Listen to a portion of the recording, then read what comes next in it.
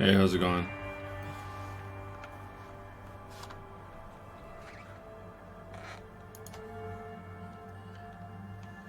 It is February 5th, 2020.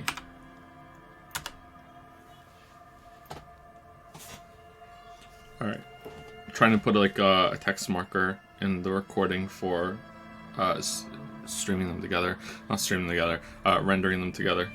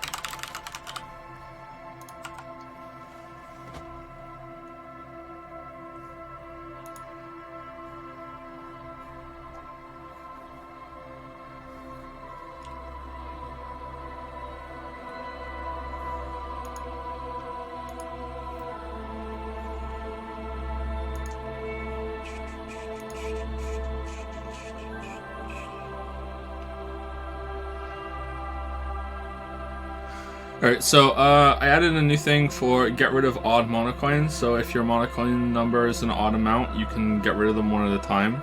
I'll probably get rid of this after today because I don't want people being able to spam it. If people spam it, I'll just get rid of it right now. So if you have an odd number of monocoins and you want to get rid of it, go for it now.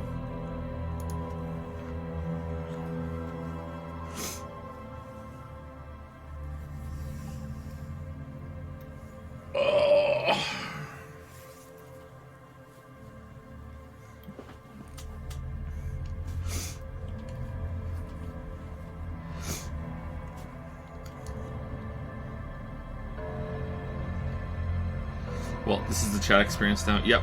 You guys having fun?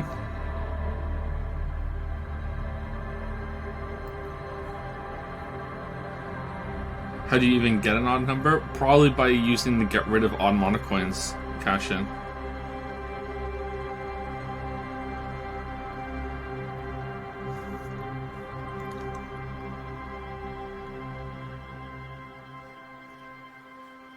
We're gonna keep a Yaya disabled one coin at a time. I was the only one with an odd number, not anymore. Not anymore.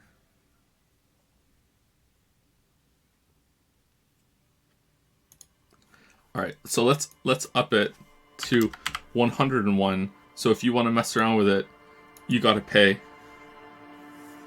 There you go. 101 now. Good luck. Review request. Get rid of odd monocoins. Oh, damn, 88 of you did it. Okay, so someone said at the end of stream yesterday that someone cashed in and enable a Yaya, but they didn't. There's nothing on my list. No one did an enable a Yaya cash in yesterday.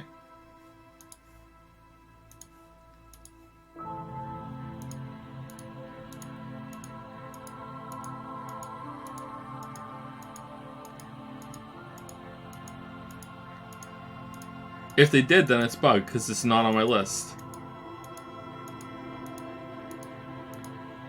Like, as trolly as I am with this, with you know, with the AI thing, I wouldn't go this far. Like, if someone cashes in, they cash it in.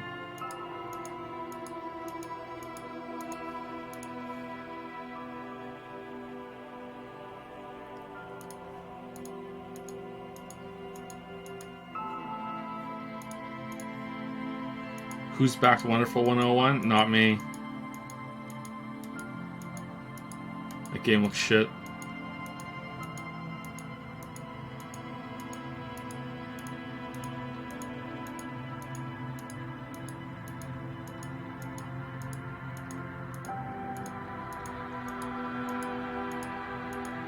Someone did 20k on nothing? Yeah, they did, but I didn't see anyone cash in enable. Yeah. Alright, so Dark Latches has used a Make Me Dab, second dab in the West. So when Lily is here, we will do a dab.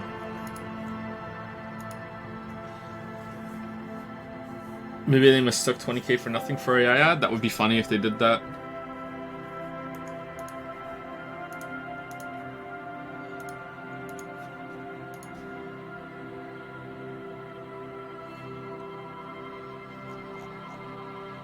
How about a reward where you roll 2 6-sided dice and at the extreme of 1, 1, and 6, 6 you get to remove or add 1 million to a Yaya, or maybe something smaller in between? That would be fun, but how would I prove it? Like, you guys would have to believe me that I would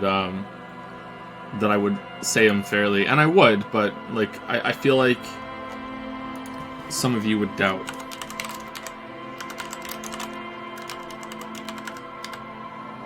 Also, I would have to get 2-sided die, because I don't have any dice, because I'm not a nerd.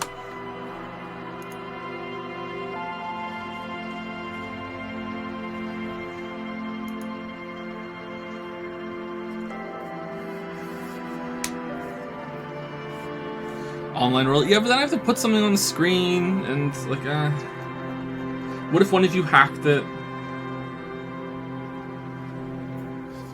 Let's just flip a coin like America decides its democracy results.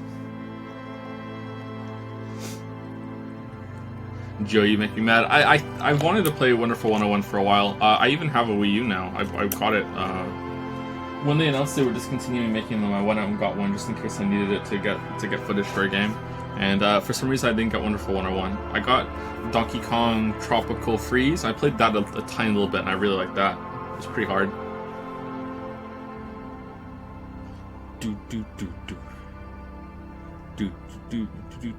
I think I only ever played what was the game on it? Mario? 3D World? I think I played 3D World. I think that was the only game I finished. I don't know, it's downstairs somewhere.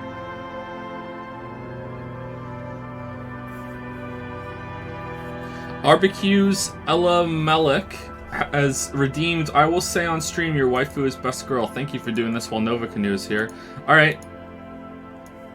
Who's the lucky lady?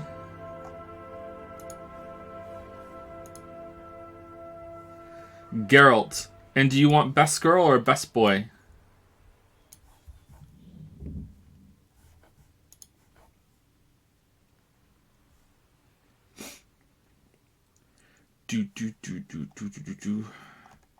Yes.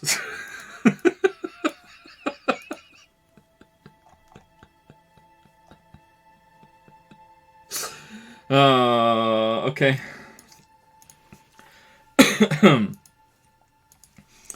Geralt is best girl / best boy and is the waifu husbando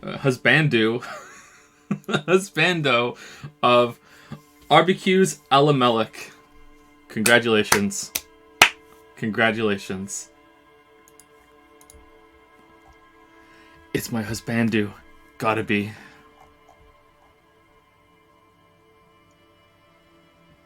Hey, I'm mostly just a VOD boy and not here when you're live because I have to mod somewhere else. However, I want to express my respect towards you and your dedication to your Witcher project. Keep it up, but don't overwork yourself. Oh, okay. I thought this was going to like a punchline or something. Thank you, Crankenhouse. Thank you. Good luck with your modding. I think you say Mario because Mario brings you untethered amounts of joy and maybe craving cereal. I say Mario because that's how Mario fucking pronounces it. What's this Mario? It's a me, a Mario. Like, what? Joe, can you release the Witcher video on Thursday, Sunday? I can't watch it all days otherwise. It'll probably be released on Saturday.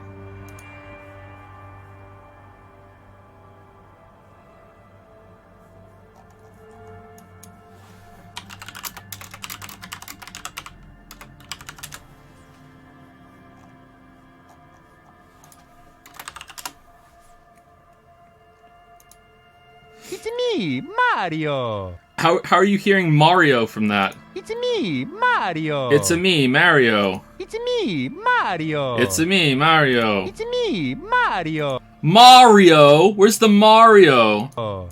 It's me. What are you guys fucking talking about? It's me, Mario. It's me, Mario. It's me, Mario. It's me, Mario. If you're hearing Mario,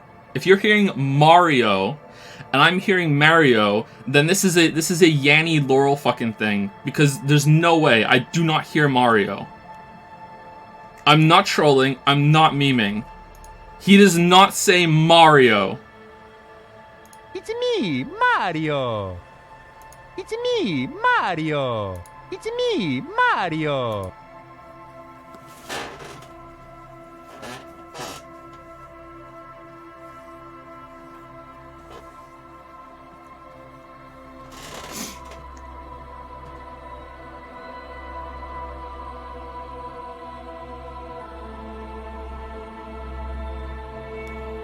Americans in denial. Americans in denial. Do we need to watch that video together that I linked on Twitter?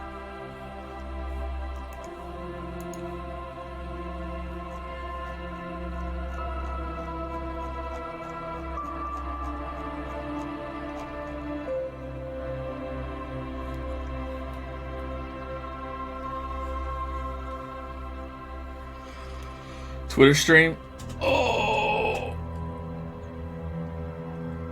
How do you pronounce it, Jake? How do they say it in Australia?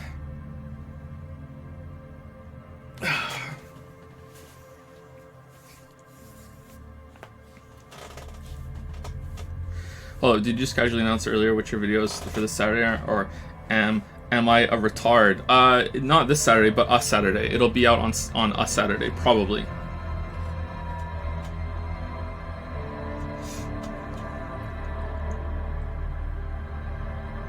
He says it like you'd say. and then a bunch of Japanese, i.e. Mario in Japanese.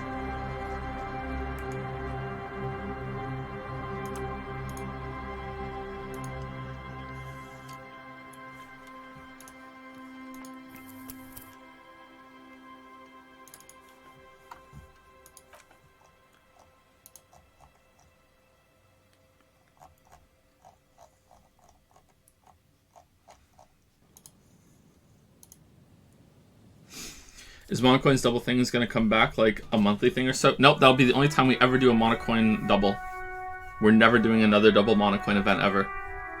Looks like these dice roll commands are for Nightbot. The reward could probably use those. But then you guys could hack it. Weebs are really great hackers.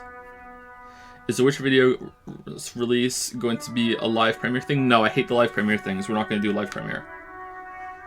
The problem with the live premiere thing is that if we do a live premiere, anyone who misses the beginning can't start it from the beginning. And am I dead?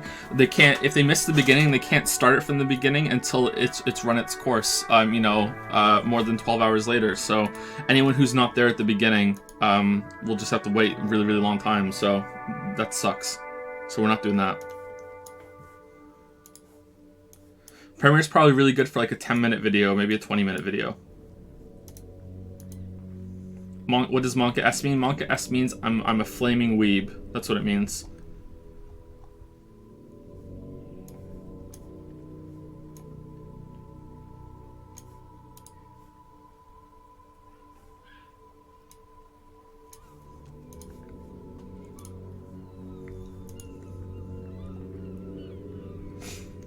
Wondrous fruits, yes. Did Jake say how he pronounces Mario?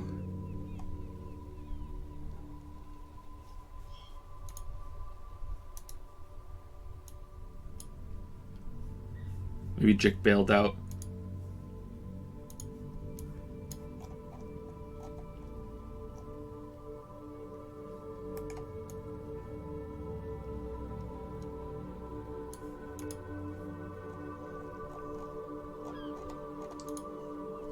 When I'm king, we're gonna go around and ask everyone in the world to say Mario's name.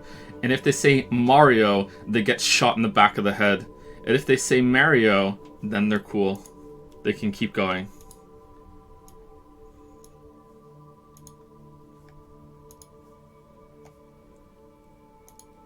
I'm a communist now.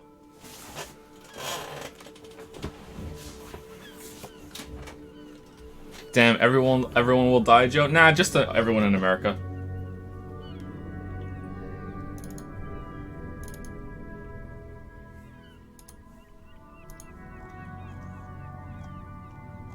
Damn, Joe doesn't understand the economy. This is true.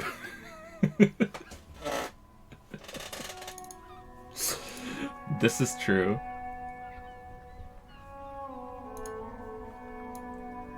Who knew the world had such wondrous fruits? Thank you for this, Q2. The 2 lobsters. Have there been 2 lobsters in every single one? Oh, I like the pendant. That's cool.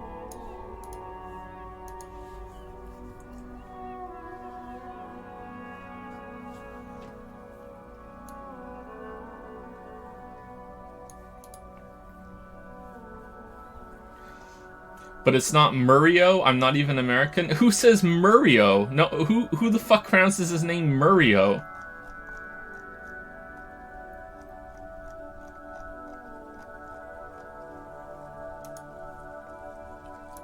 I think the only one in the games that says it Mario is Peach, right?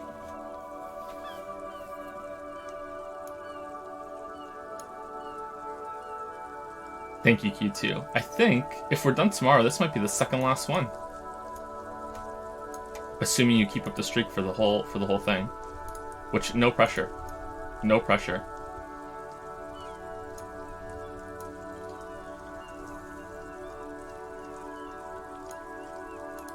Everyone does. Okay, let me guys tell you a story, okay? Let me guys tell you a story. It's a short story, so don't worry about it. All right.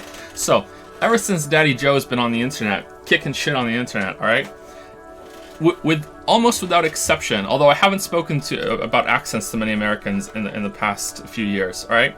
But when I was a teenager, early 20s, every single goddamn American person that I spoke to on AOL Instant Messenger, ICQ, MSN Messenger, back when that was a thing. Is that still a thing? I'm not sure. Every single one of them, like any American I found, I happened to speak to in Ultima Online, on fucking M-Player, on like Zone, when we used to play games on Zone. Every single person, when they found out that I was British, they would say, "Oh man, do you have an accent?" I'd be like, "Yeah." And then they would say, "Oh man, I wish I had an accent too." Americans don't realize that they have accents. They think that the way that they speak is the starting, where that's normal, and everyone else that deviates from it is like, "Whoa, what the fuck? Whoa, I wish I had an accent." You know, like no, and it's really fucking dumb, because even within America, you guys have a lot of different accents. You know, like it's really stupid.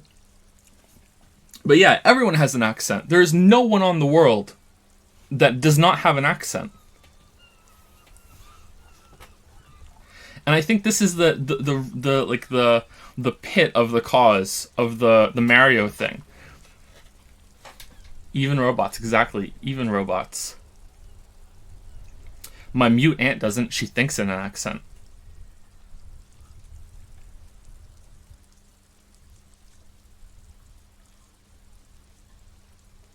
Can we all just compromise and agree to start calling him Murio? Like Bill Murio?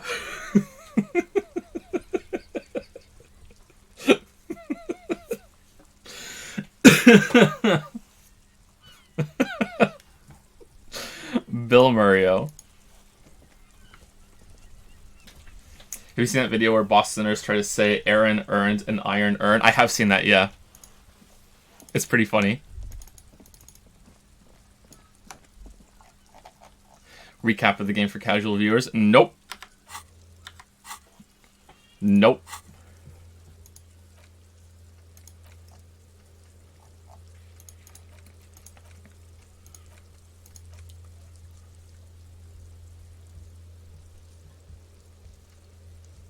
Check Boardwalk for bullet traces, check Island for bullet traces. Okay, so we can find Ruby. We need to go look for her in the village. We need to find another figurine for Dolores Day, but I don't know where to find those. Find the murder weapon. Find booze and drink it. Okay, so that's it. We've ran down the options now. I think we want to go to Everard and get the quest for the thing, because I think that's probably the only way to get the gun, because we would have found an alternate way by now. But let's just get it, and we don't have to go along with it, I guess.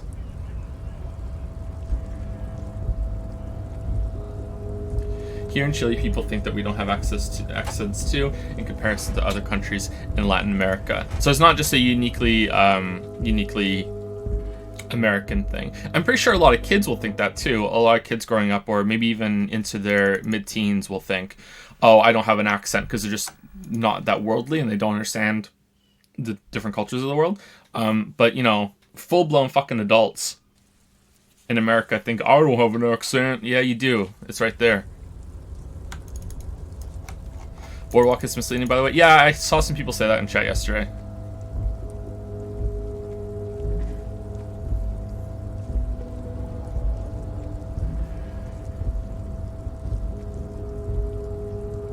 Will you go overtime tomorrow if you get close to him? Yeah, maybe. I don't think we're streaming next week. It's Leo's birthday next week. He turns 3. And I could really use the time, so to just not go crazy. So I think we're probably not going to stream next week.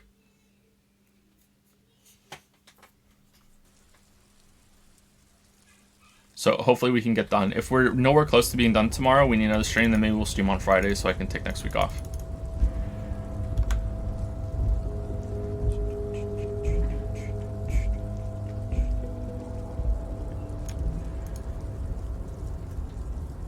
Oh, hey, mister. I'm not gonna bother you with a long greeting.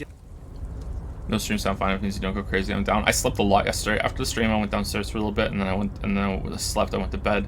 Then I got up at around midnight, and I was up for a few hours, and then I went back to sleep again.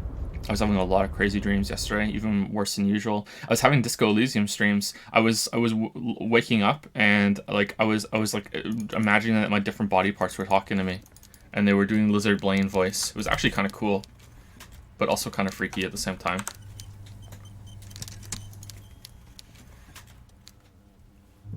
Mr. Dubois, every worker. He leans toward you, waiting for your to complete his sentence. Member of the board, is a living god, is an organ in the great state organism of war. Also looks just like me, for himself. And for his fellow man.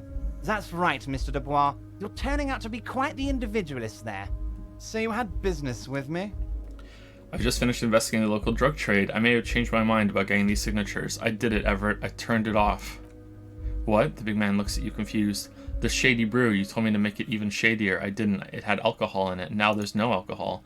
Did I? Well done then, Harry. I like not knowing about it, and I'm sure you made the right call. I spend the whole day delegating tasks, and it's a great relief to see people taking initiative. I don't even want to know what all of that means. Brew, shady alcohol, turned off. I'm going to let the world surprise me. Alright, I may have changed my mind about getting those signatures. You bring joy to my heart, Harry. Such a pleasure to be working with you. Here, he hands you an open white envelope. You need to get signatures from Isabel Sadie and Lillian Carter. The cul-de-sac is right past the pawn shop and across the canal. I heard there was some trouble with the water lock, but it should be fixed now.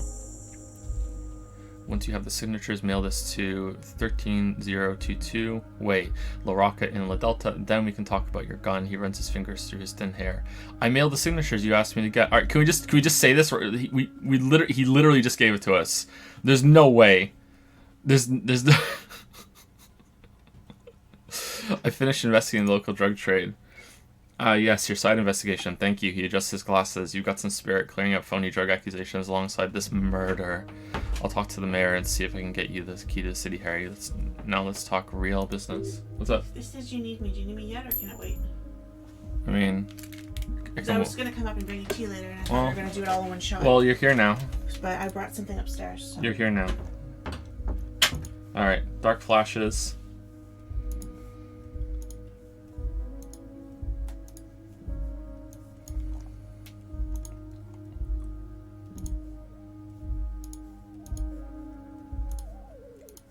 Dark flashes, second dab in the west. Okay, should I go this way or that way? Maybe away from the monitor. Away from the monitor? Okay. Just in case you over dab. Alright. Well, I always over dab. I know, but what if you knock it over and then the stream's over? Alright, here we go. Yuck! I just dabbed. He just dabbed. Do you know what came to mind immediately? That Friends episode where Phoebe catches Chandler and Monica having sex. Mm-hmm. And she starts going, my eyes, my eyes. Oh, okay. Yeah. That's what I wanted to say. Well, glad to be of service. Do you want to Shivabra Weeb has the best girl. Shivabra Weeb. Who's the lucky lady?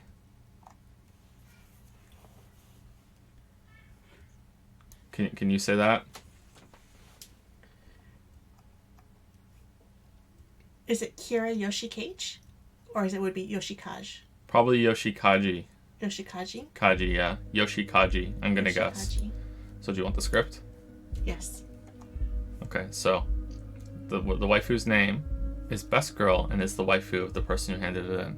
Alright? Okay, so... Yeah, they're over here. Kira Yoshikaji is Best Girl and is the waifu of... hold on. Shivabra Weeb. There you go. There you go. Yoshi Cage sounds like a Mortal Kombat character. Well, Kira sounds so, Normal? Western, I guess, like, compared to Yoshikage. Or Yoshikaji. I said it wrong again.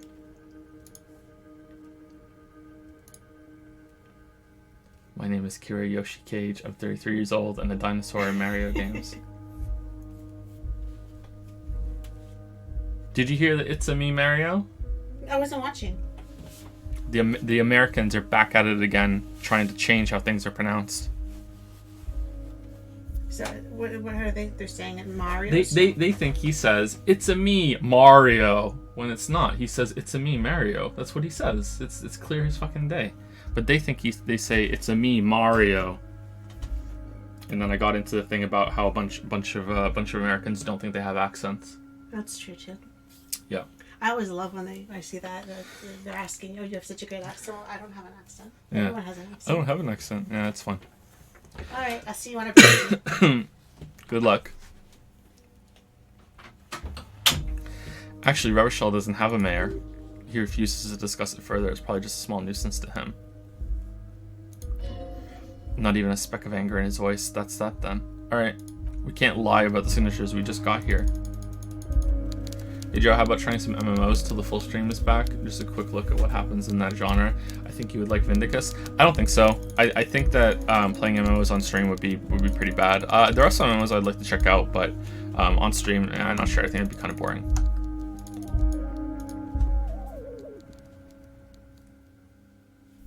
I really like to try the Final Fantasy. Is it 14?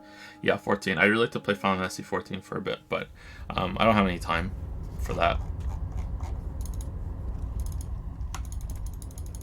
I had to go into World of Warcraft to get some footage for the Witcher video, and I was like, oh man, I kind of miss playing this game, but I was like, nah, there's no way, just no time. They take too much time. Not a weeb. Well, I grew up playing Final Fantasy, so I don't think that those are weeb games.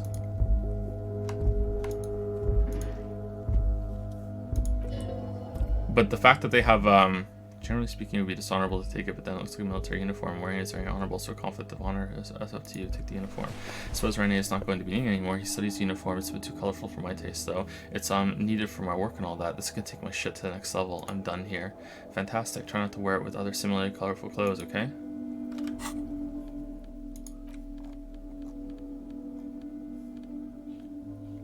Revacholian nationhood. Oh man, look at that. Alright. We put something even more colorful on.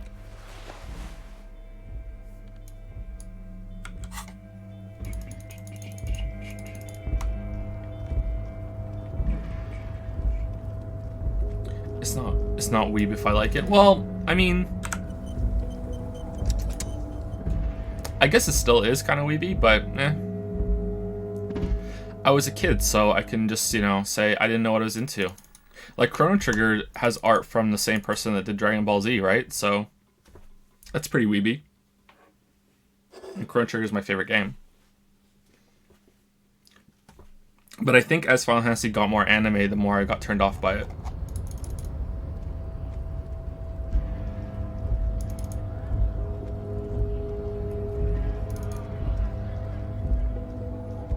But I like that Final Fantasy 14 has a lot of references to the past ones. Like, you can get Magitek armor from Final Fantasy 6 in it. It even plays Terra's theme. That's cool, I like that.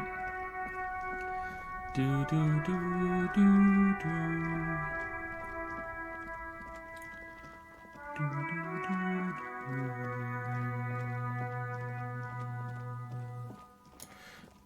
Do, do, do. So, looking at the traps isn't on our quests? That's weird.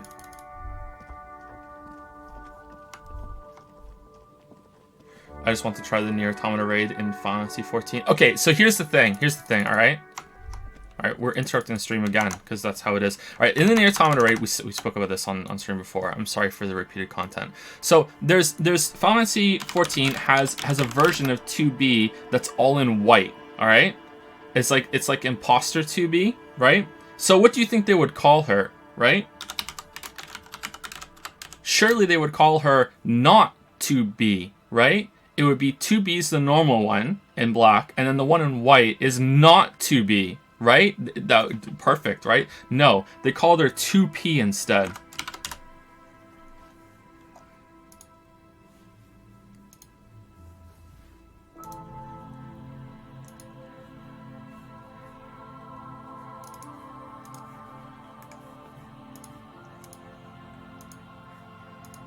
I'm mad.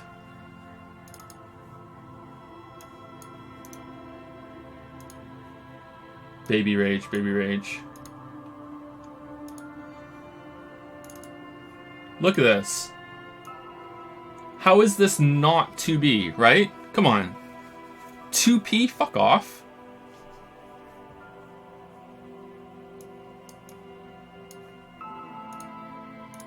I'm angry. I'm angry. Never played a Final Fantasy game before, but I'm really liking 15, likely because no turn-based combat and it's an open world driving game. I like to play Final Fantasy 15. Maybe we'll do it on stream at some point.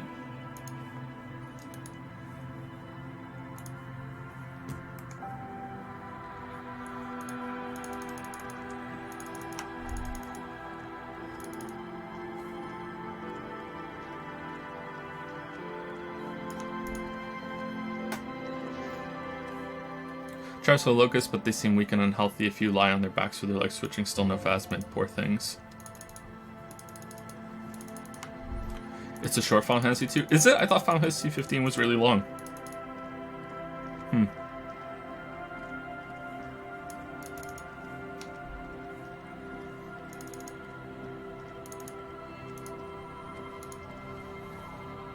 Aye, the sea's gonna calm down soon. I can feel it. The wind...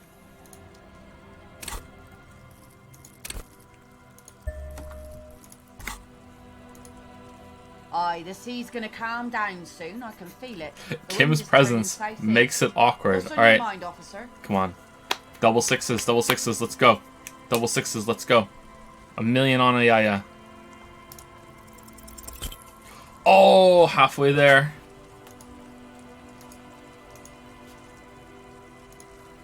Halfway there.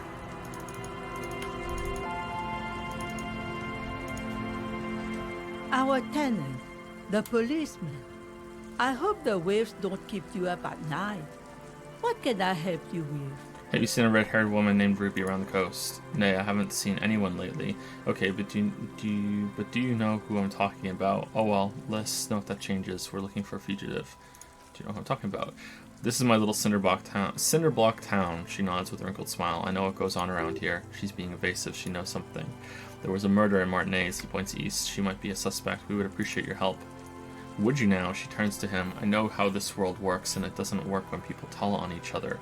You know something. We're here to help. This is like when that man locked himself in the woodshed. We just need to help her come out. What? This isn't about the union, you know. You don't have to worry about retaliation. I don't remember this. No, it's not like that. Like that, man. With him, we called you. Right now, you just arrived by yourself like a raven plucking at the window glass. I see. You know something, but you decide not to tell us. There's not much to tell. People come and go. Now, was there something else? I see, man. The lieutenant turns to you. I hope you don't mind if we look around anyway. You should look around your shack. Maybe she's rented it out to others, too. Maybe Ruby and I have been sharing the same place.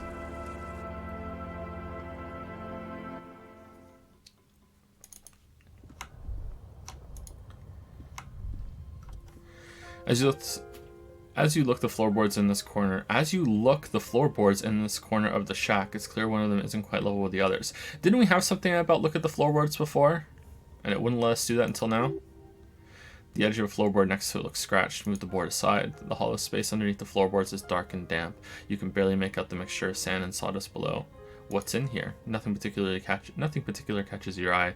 Looks like more reeds. There might be something hidden inside the sand, though.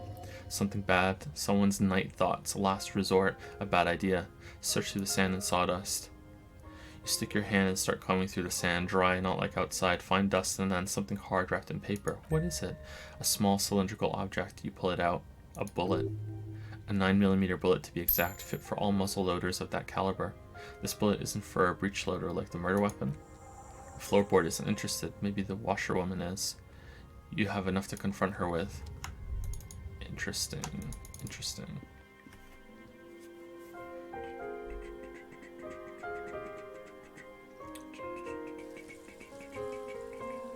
Shivers, challenging success under the floorboards, under the table.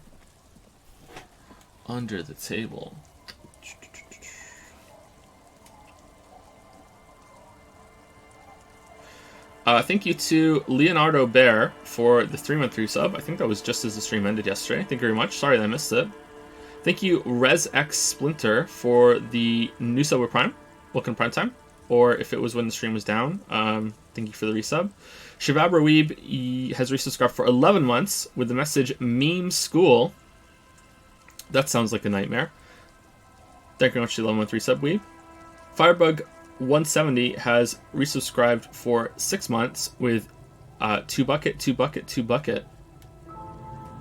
I love 2B, man. I thought I would have gotten over it by now, but no. Still number 1. Will she ever be toppled? I don't know, chat. I don't know. Thank you, Mario, for the 3-month resub. Forgot to stop the subscription. Whoops, monkass.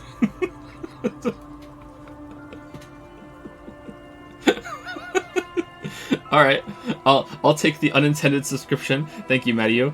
Risi Nisi has resubscribed for 28 months. Whoa, who dis? How's it going, Risi Nisi? Always fun to say your name.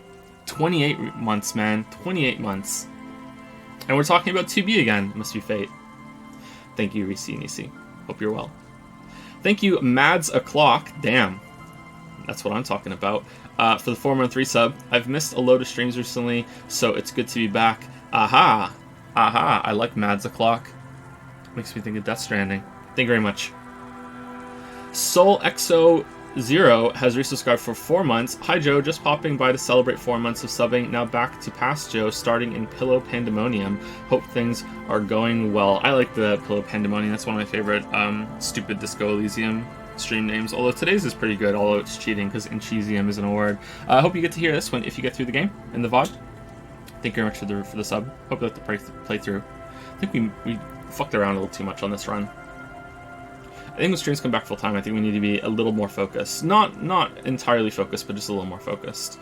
Thank you, Zero Rin, or Zero Rhine, or O-Rin, not sure, for the new sub Prime. Welcome to Prime Time. Welcome to Pout Patrol. That was 22 minutes ago, I think, when just after the stream started. Sorry about that. We usually take a little bit before we get to them.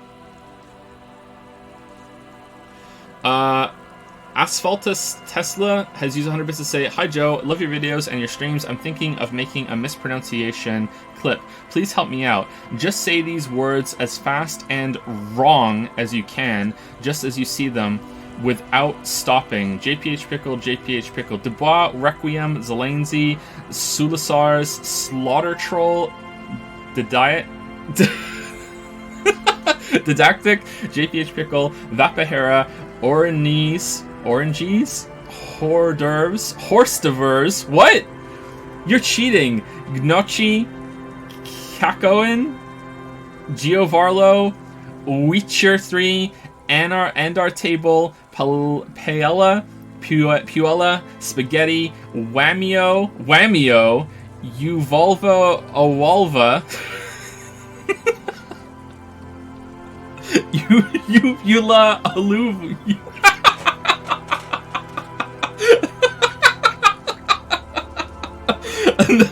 A novel and a yaya. Okay, there you go. That was cheating. That was not fair. Thank you, Dark Flashes, for some bits. You have made my day today, as it was terrible. Thank you. Oh, you're very welcome, Dark Flashes. I hope you enjoyed the tab. The dab, sorry. Zorgrox used 150 bits to make me want to kill myself again. My name is Yoshikaze Kira. I'm 33 years old. My... What?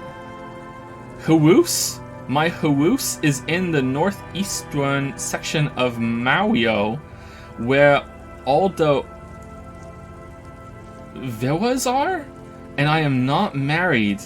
I work as an employee for the Kamiyu department stores, and I get home every day by 8 p.m. at the latest. I don't smoke, but I occasionally drink. I'm in bed by 11 p.m. and make sure I get 8 hours of sleep.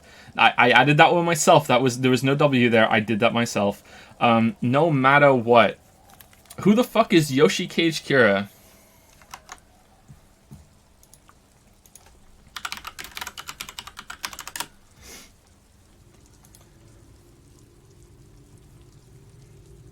Oh, it's JoJo. Great. It's JoJo. Alright. Of course it's JoJo. Of course it's JoJo. Of course. Thank you, Adaram6, for the 5-month resub. I haven't watched a single Disco Elysium stream, but kept my sub up anyway. Oops. Yeah, these streams have gone on for too long. We shouldn't have played these because it takes too long on the shorter schedule, but oh well. We can't take it back. We can't take it back. I think we'll be done tomorrow, though. Thank you, Adaram6. I have been thinking, as your subscriber for 9 months, all yogurts are yogurts, and yogurts are yum. Also, yogurts are young and youthful, angelic yogurts. All yogurts angels. Okay. In Britain, some people pronounce it yogurt, which I do not like. I prefer yogurt. Yogurt sounds kind of bad. I also knew some people that pronounced Yoshi as Yoshi, and that bothers me too. So I can be hypocritical. Like, Yoshi just sounds really bad. Also, he says Yoshi when you know, Yoshi, like, it's Yoshi. Okay, you guys need to stop redeeming the odd monocoins. We need to stop. It's time to stop.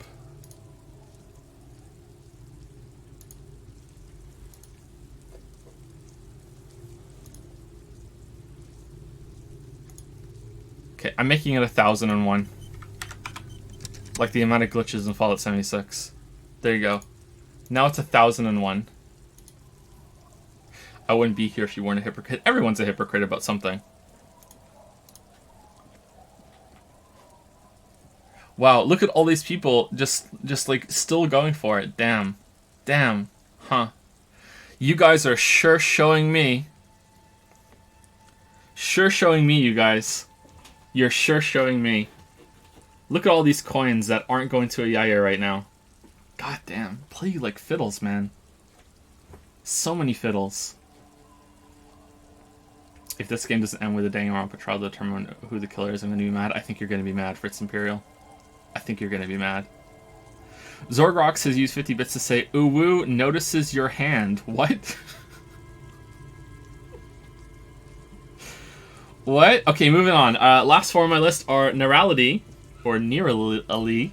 No, that's not even close. Neurality, let's just go with that one. For 4-month resub, I'm just happy to be here. I'm happy to have you, Neurality. Hope you're enjoying the streams.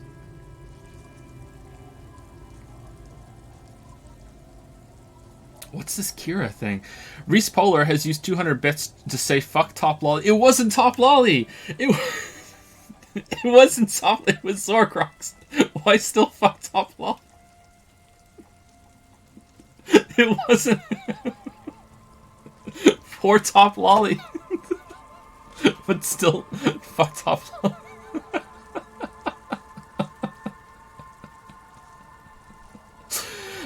Thank you, Rickett, for the 28-month resub. Is that a motherfucking JoJo reference? Apparently, yes. Apparently it is.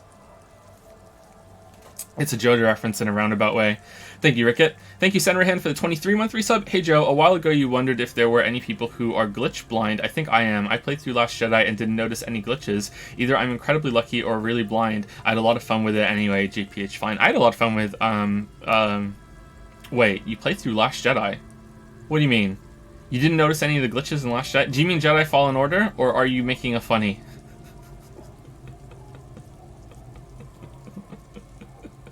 I'm going to assume that you mean Fallen Order. I had a lot of fun with Fallen Order, too. That was probably, in terms of fun factor, I think that was the most fun game I played last year. That came out last year. Like, that was so much fun. Just the stormtroopers and everything were just really, really entertaining. So, yeah. But I think some people are glitch blind. You probably did get lucky, but there was probably some glitches that you just didn't notice, yeah. I think.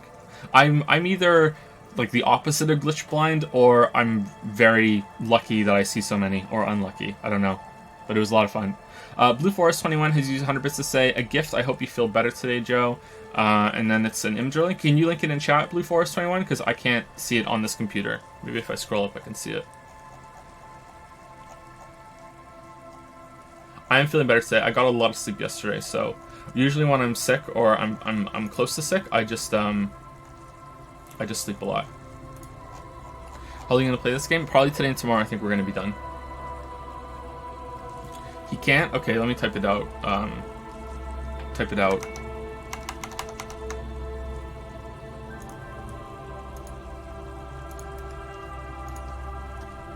And while I do that, thank you, Ick Hugo, for the 3-month resub.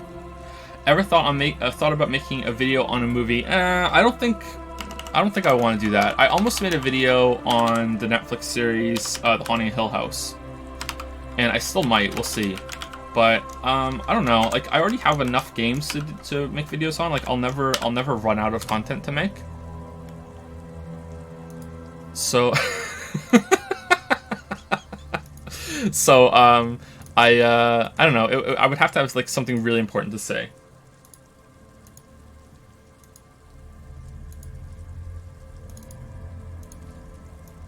Here we go.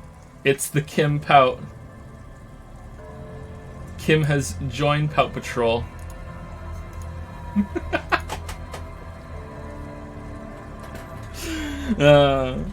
What about the Witcher Netflix series? Well, I talk about that a little bit in the Witcher video, but not a lot. Pout Patrol. The eyes are perfect.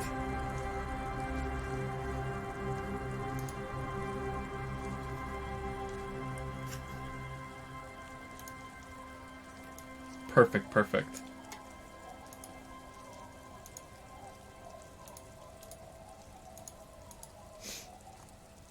Did you enjoy Haunting at Hill House? Yeah, I did. I thought it was pretty good. I didn't like the ending, but I enjoyed it, yeah. Okay, so do we want to... Let's talk to the washer lady. Our tenant, the policeman. I hope the waves don't keep you up at night. Why was there a bullet under the floorboards of your shack? God damn that girl, she murmurs softly. And without anger, a long and harsh life has taught her not to buckle under pressure. A bullet? The lieutenant turns to you and gives you a little nod. Then turns to the washerwoman. You didn't put it there, did you? She did. Gone and hid things in there. She shakes her head. She's usually a good tenant, and not a stupid one either. You rented the room to her? The old woman sits in silence, her hands moving into the water bucket. Some water sloshes over the edge. Slowly she speaks, wringing out a rag. Yes, I let my room to that Ruby girl. As I've done before when she's been in trouble or just looking for solitude. I've made it clear we welcome all kinds of people here. When was this? She came last Friday, left on Monday in a hurry. Her wrinkled hand needs a blue rag in the water. What has she gotten herself into, that girl? That's for the police to find out. Lieutenant takes out his familiar blue notebook. Right then, please answer each question to the best of your ability. I'm sure we have a few. You said she left on Monday. Yes, early with the dogs, around 8 o'clock, I think. Dogs? She probably heard Lieutenant's Kanema drive by and it woke her up, just like it did you. Kim, she must have heard your kinema. Yes, that is a downside of having a 138 kilowatt engine. His voice is tinged with pride. It lets the bad guys know when you're coming. Is the room exactly as she left it? I cleaned it like I always do. Was there anything else there? No. The truth, sire. Oh, thank you, Drama. What's she like, Ruby? She's good company, knows how to talk to an old woman. She rubs her cold hands together. At my age, you don't get a lot of quality conversation, so I really appreciate that about her. Did she talk to you much during her last stay? No, she was mostly silent this time, kept to herself. What do you mean? She tried not to let it show, but I could tell she hadn't come to fish. Usually she likes to cast a few lines, but this time she mostly stayed in her room. Why do you think she left the bullet there? How would I know? She's a gruff one, but not violent. She doesn't go around toting a gun. She looks back toward her shack, thinking. You could ask her about your hunch that it was a desperate measure. See if she thinks Ruby fits the bill. I have a possible explanation in my mind. Aye, do tell. A seagull flies overhead, obviously a bad omen. It's an exit plan. Exit from what? Her life, the world. This, spread your hands, her life. Lieutenant stops writing for a moment. He looks at you, then at the old woman. She tilts her head to the side, looking up at you, deep in thought. Then she makes up her mind. No, she's a fighter. She really believes that. I heard she was a heavy drinker with anger issues. You ever witness that kind of behavior? Nothing of the sort. She shakes her head. Sure, she was no stranger to the bottle. She fit in that way, but I only knew her to have a beer on the beach while watching the sunset. She isn't what you call a drunk, even offered me some from time to time, said it was part of the camioneer life? I'm saying that wrong, but I never saw her lose control of herself the way some people do. Did she have any technical equipment with her, like radio stuff? Not that I know of, though she was into nice music. She once showed me a few mixtape milieus she made. She brushes her forehead with the back of her head. Water drips to the ground. Although I guess she was pretty handy with the mechanical and technical stuff, even fixed the heater in the shack. You should be thankful for that. Where'd she go? I don't know, further up the coast. She tried to leave quietly, but the hinges on that door screeched like a cat in heat. Woke me up. I heard her rushing in those heavy boots, heading up north. It's a peninsula. She might be trapped.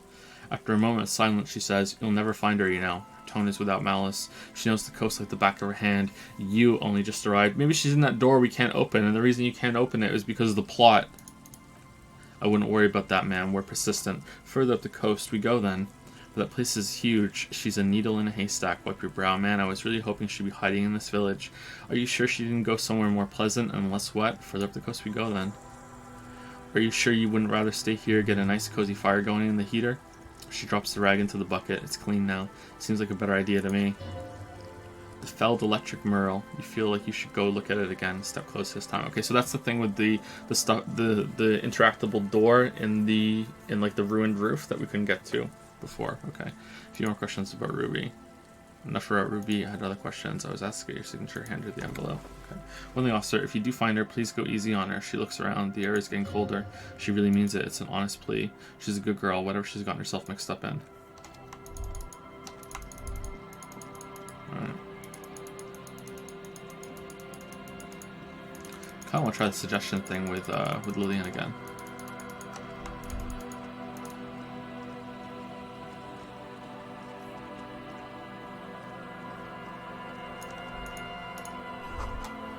There's a slit in the concrete here. A sewer? The light vanishes inside the concrete slit. The structure goes deep under the earth. Yell ho into the slit. What's in there? Maybe it's just a storm train for the sewer. Yell ho into the slit. There's no echo and no answer. Kim, any idea what's down there? No idea. He takes his glasses off the polish. Could be connected to one of the buildings around here. Think we might find Ruby down there? We might find her down somewhere. There's an odd storm drain system beneath Martinez that's mostly collapsed. Rubber shell sewage system has been built and rebuilt 4 or 5 times now. He puts his glasses back on. In conclusion, she could be under any building, but not in there. He looks into the slit and sighs. I hope not. Finish thought. Finish game.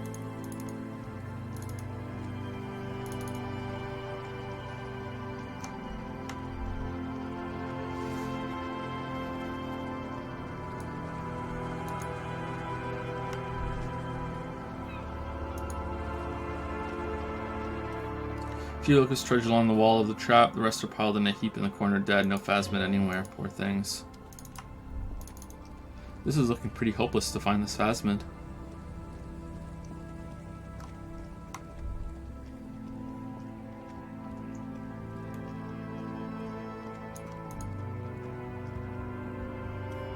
Trap is filled with dead and dying locusts. Most of them aren't moving anymore. You still can't see a phasmid anywhere. Poor things.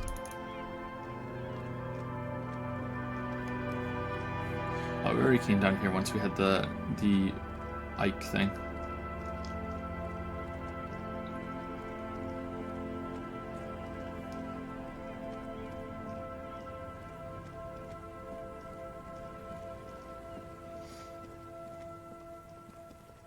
Maybe we should try getting our gun first before we go up there. Can we read the thing that he gave us first? White envelope with stamp attached to the upper right corner. Hand to you by Everclear. Interact. Try to find a loophole and deal. Oh, why didn't you guys tell me we could read it? What the fuck? Jesus, chat. You take the legal documents out of the envelope, a 12 to 40 month construction period, and the zoning plan in the addendum. Look at the zoning plan. The youth center cuts into the ocean like the bow of some great modern ship. Apparently it's going to cover most, if not all, of the street and the square between the existing houses. It's 3 stories tall. It's going to be awfully close to the already existing buildings, almost wall to wall, practically integrating them into the youth center. This is either ominous or a cool architectural choice, hard to say. My money's on cool, like a cubic pyrite. Kim, what do you think of this? I'm no property lawyer, but it looks fine. The lieutenant replies, slipping through the documents. I like the print size. They're not selling or leasing anything. It's not a perfect solution, but he shrugs. How else are you going to build something? It's always inconvenient to build things, and citizens inevitably have disagreements over such construction projects, but there's no other way. Logic, try to find a loophole in the deal. There is no loophole. The simple truth is the current residents are going to lose their street access, and for the next 12 to 40 months, their lives will be dominated by constant construction noise right next door. Wait, what are the ramifications of this? Once the construction starts, it'll probably take a few months, a year maybe, and even the most stubborn occupants to get tired. To get tired? Oh, okay, I see. After that, they'll sell their property for cheap and move out. Look, Kim, point to the photocopy. These people are going to have to move away. Can we do something about it? The noise will be tough on the villagers, but I guess that's the cost of progress. Number 1. I should have seen it. The lieutenant frowns as he reads over the document again. Everett probably has eyes on us, but he pauses to think we could try to get other people to sign this instead of those listed, or you could forge their signatures yourself. By the time he finds out, we will already be gone. Everett, people could be watching you here. Alright. What if we go inside our hut?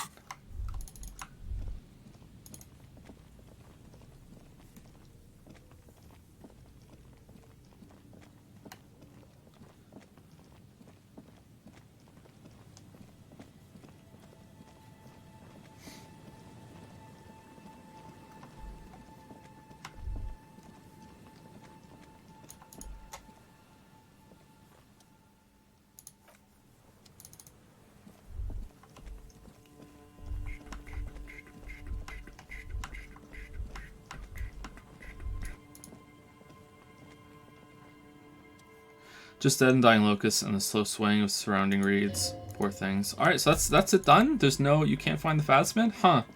I thought for sure that it would have ended with something.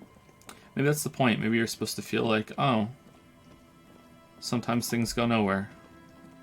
Huh.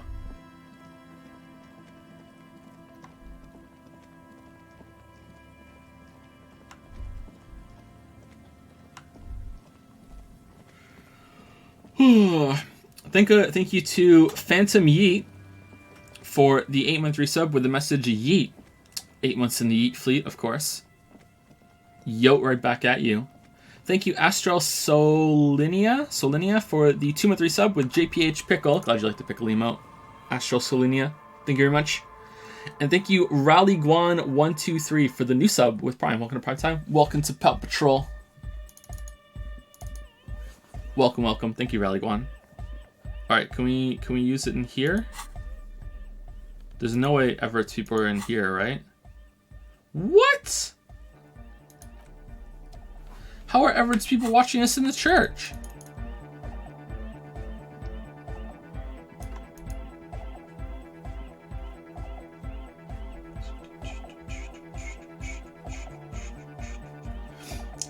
Implying there's something to know is a spoiler. Nah, what happens whenever I speculate about something, chat just says he doesn't know, even though chat usually doesn't know either, and I think that's really good.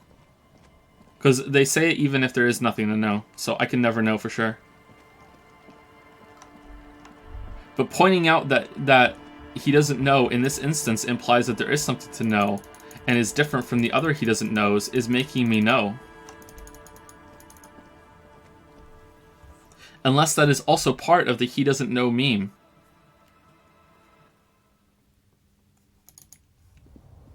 Okay, there's no one in here. Okay, 58%, red check. Well, if we fuck it up, there's no trying again. Like, it's done, we have to live with it. Alright, 58%. Interfacing, right? I think that's the only interfacing we have, right? Those gloves? How many times have we gone through this?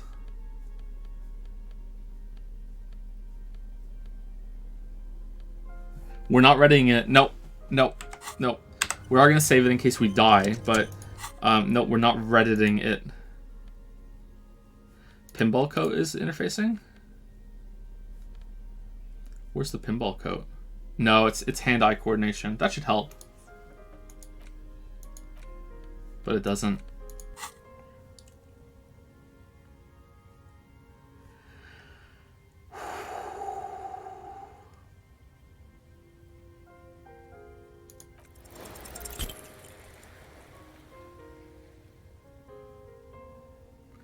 The pen is shaking in your hand as you draw a pathetic little line. Keep drawing. Oh, we were one off.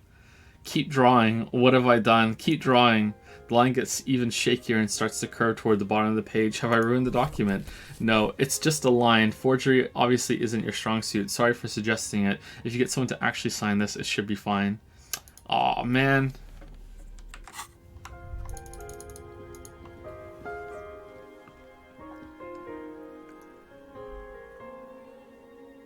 We're not reloading. No. We're not reloading. That's it.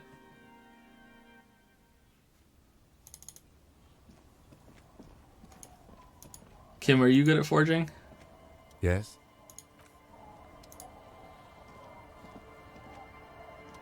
Our tenant, the policeman. I hope the waves don't keep you up at night.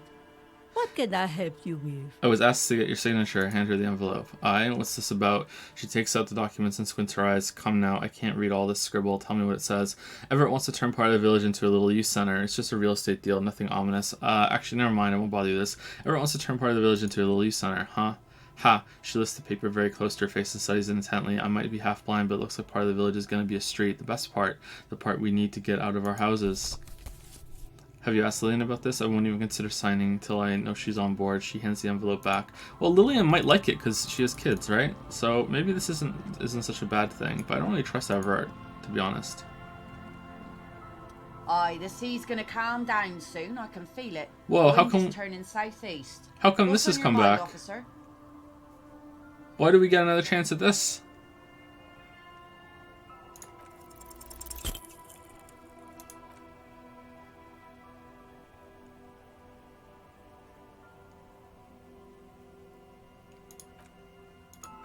Why am I being Joe dotted? We leveled it up and then we tried again, didn't we? I remember clicking the alcohol thing. Did we level it up again after that?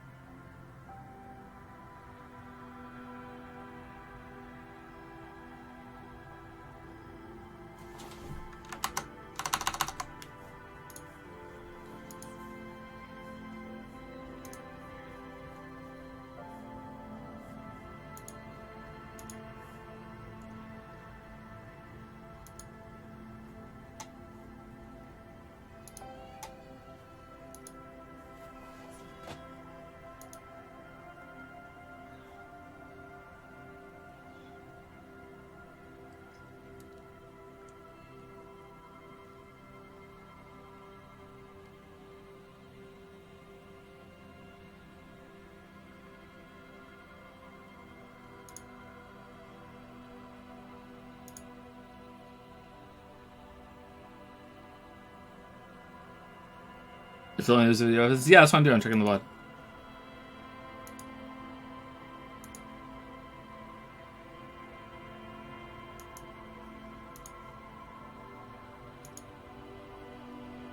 It's not loading very quickly though, unfortunately. You guys are probably right, but I want to check.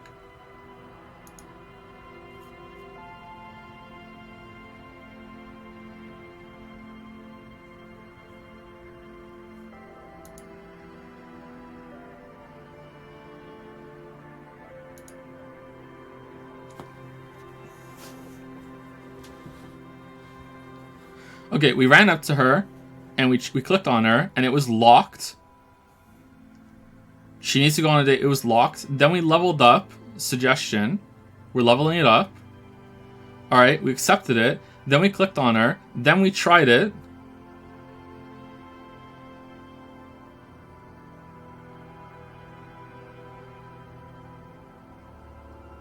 Apparently I stopped talking for a bit. Alright.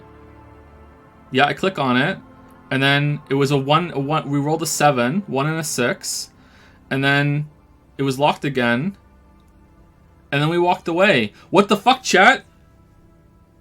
We didn't level it up again. Then we went and spoke to the old lady. Why are you guys gaslighting me?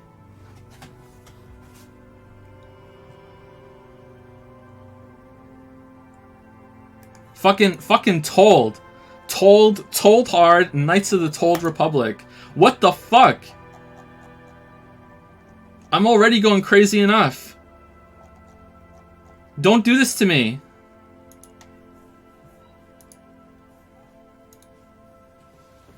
I was asked to get your signature. Hand her Everett's envelope. Were you? Her eyes dart back and forth on the paper. This says, by signing I agree to living with construction noise. What exactly is the union building? Everett's planning to turn some of the village into a youth center. What a nice idea. I wouldn't have thought that. Her voice trails off. She sounds incredulous about the niceness of the idea. Thought what exactly? That Everett and the union have nice plans for anything. I thought they only cared about themselves. She shakes her head. Well, I guess union members have children too, and those members have a vote when electing the head of the local chapter. Here, use my pen. Give her your pen. He has a pen and everything. She takes it from you, a doubtful look in her eyes, clicks it, and places the tip on the paper. She gives the document one more look, then shakes her head, signs it, and hands it back to you. Here you go. Wait, why did you sign it? I shouldn't have? I looked at the document and said, no, you shouldn't have it. No. No, it's a youth center. Why shouldn't you? I mean, it's Everett, so it's probably a mistake. Probably, she smiles, but it is a youth center, and I have children. Got to give them something else to do. They're cute and small now, but they're growing up fast. I had my first drink when I was 11 because I was so bored. Anyhow, you also need Isabel's signature. If it's a bad idea she won't sign, you'll find she's a tougher nut to crack than me. Sound logic, division of labor. She leaves the skepticism to the skeptic. Oh man, we get to try again. Reassured her about signed documents. Eventually we have to get a 6-6, right? It's just, you know, math.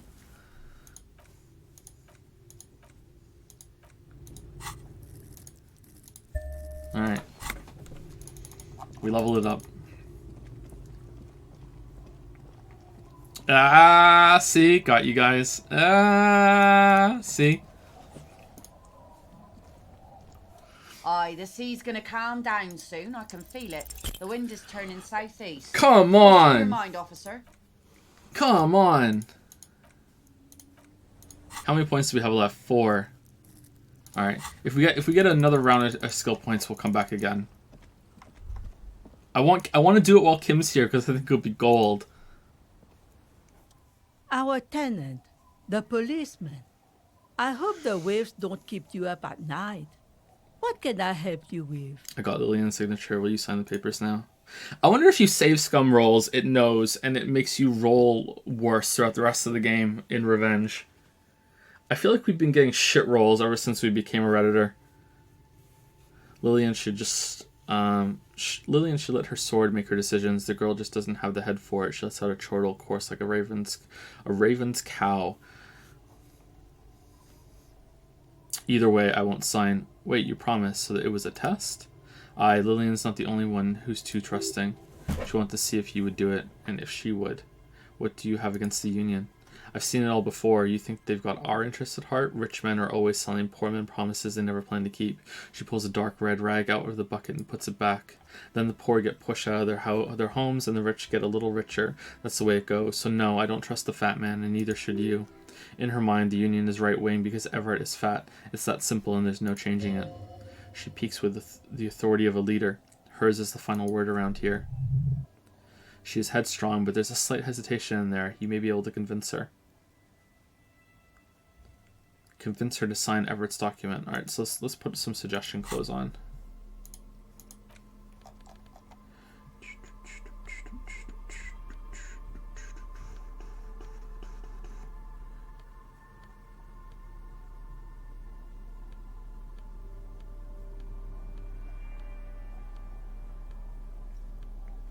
Do we even have any? Oh, there we go. Put our nice blue coat on.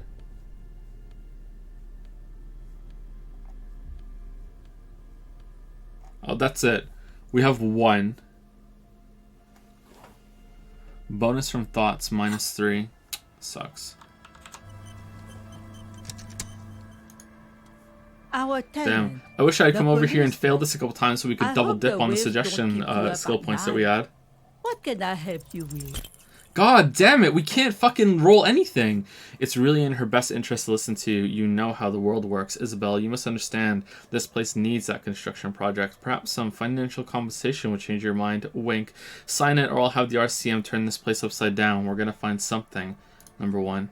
I've heard that pitch before plenty. Building this, building that, new jobs, new blood. She shakes her head in disdain. Somehow the people here always end up holding the short end of the stick. I could try to ask Everett to pay you some money. You gotta be smart, read the fine print, think ahead, look for opportunities. And what do you think I'm doing right now, Mr. RCM? The scrub brush flies into the bucket so furiously some splashes hit your face. Tastes like soap, unsurprisingly. Do you know who takes the cream off these deals? Real estate developers, construction companies, restaurant owners, Claire's accountants in La Delta. You have some integrity. You're an officer of the law, not some fat slug's corrupt little crony. He has my gun. It's okay. She's emotional right now. Keep at it. Wear her out. Alright.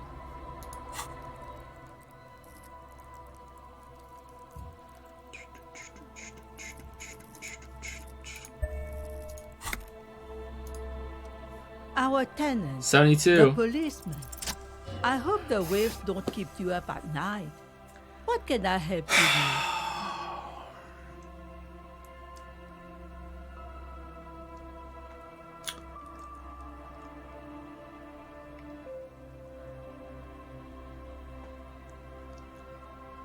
God damn it. Logic and reason won't work on this old bat. Better go for shameless emotional manipulation. What's her grandmother's deepest vulnerability? What's going to happen to Lillian's kids, the twins and little Lily? What do you mean, what's going to happen? They're going to grow up, of course. I raised my own kids in this village, and they're doing fine for themselves. They didn't end up like the moribund alcoholics. Point to the drunks. You must be so proud. Are they here now? No, the old woman says, her cloudy eyes darting sideways. They moved to Farborg for work. And what do you think Lillian's kids are going to do when they grow up? Well, I imagine they'll grow up and leave too. You've got her. Now just reel her in. And then what? Then the old woman exhales. She stares at the ground, unable to finish the thought. Wait, let her come to itself. Look, this village isn't what it used to be. It's a dilapidated shithole. Say nothing. I don't believe the fat man's youth center is going to change anything, but what other choice do we have? It's not like the coalition government is coming to save us. I won't be around much longer anyway, not with the dampness in my bones. She looks at her knees. If they want to take a chance, who am I to stop them? You've got to put the kids first. Nod. Did you say something? She squints at you. I said, you can start by signing these papers. I've got a pen right here. Hand her the documents. Reluctantly, she takes the pen from your hand, scribbles her name on the line, and hands everything back to you. See that you didn't just get us all screwed. I might be half blind, but I have a good memory for treachery. Lieutenant gives you a look and sighs. Let's go mail it. He's not dissatisfied with you, but with himself. About the document you signed, Everett plans to muscle you out with construction noise. Heh, not a muscle moves in the wrinkled face. I'd like to see him try. If anything, I am going to muscle him out with construction noise. What does that even mean? That doesn't make a whole lot of sense. Yeah, exactly. She doesn't seem surprised by the sudden twist. Get out of here, trying to ruin my day. She raises her bony finger, and that you send her better be a good one, or you'll have trouble from me. Trouble how? I wield an army of drunks. A clever smile passes her face. Do not underestimate the effect of such a force if it's pointed in the right direction. Okay, can I still sleep in the shack, though? Can I still sleep in the shack?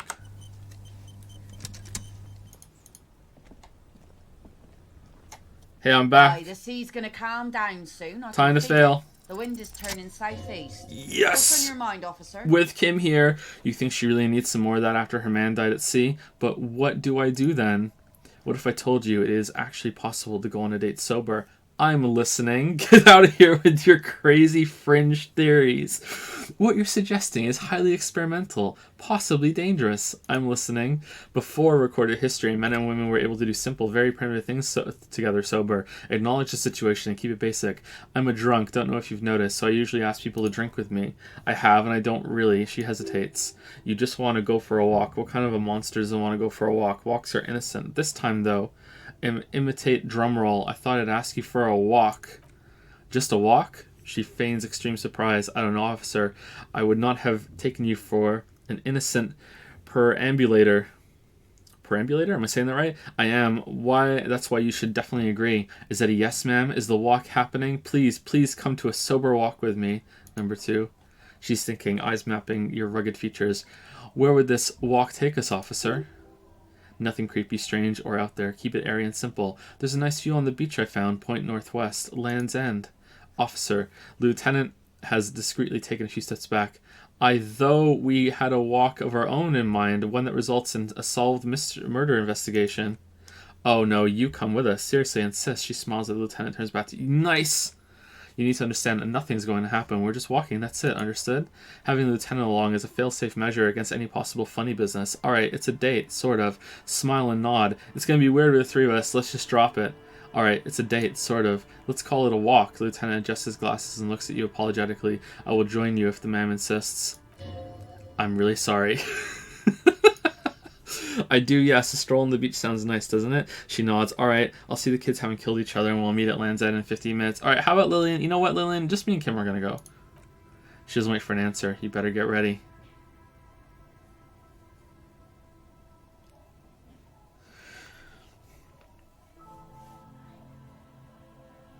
Thank you, Marilai or Merrily, for the new Silver Prime. Welcome to Prime Time. Welcome to Pout Patrol. Please enjoy our pouts. New task, meet Lillian at Land's End. Was that acceptance? It feels so normal, nourishing even. Nice.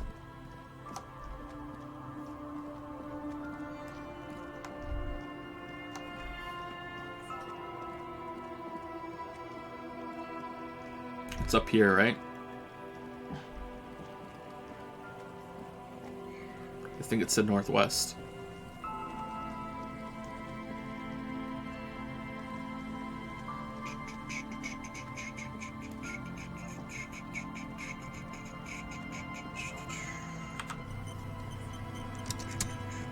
Okay, it's not here, or we came here too soon.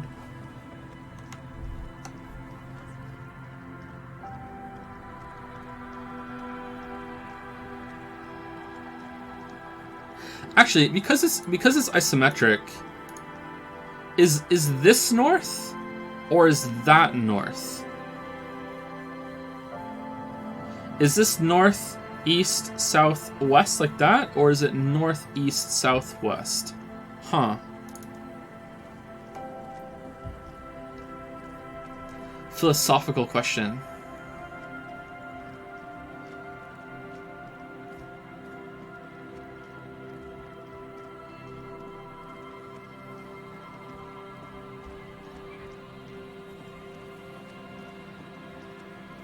Oh damn, look at Kim, like, racing ahead of us. He wants to go on this walk so bad.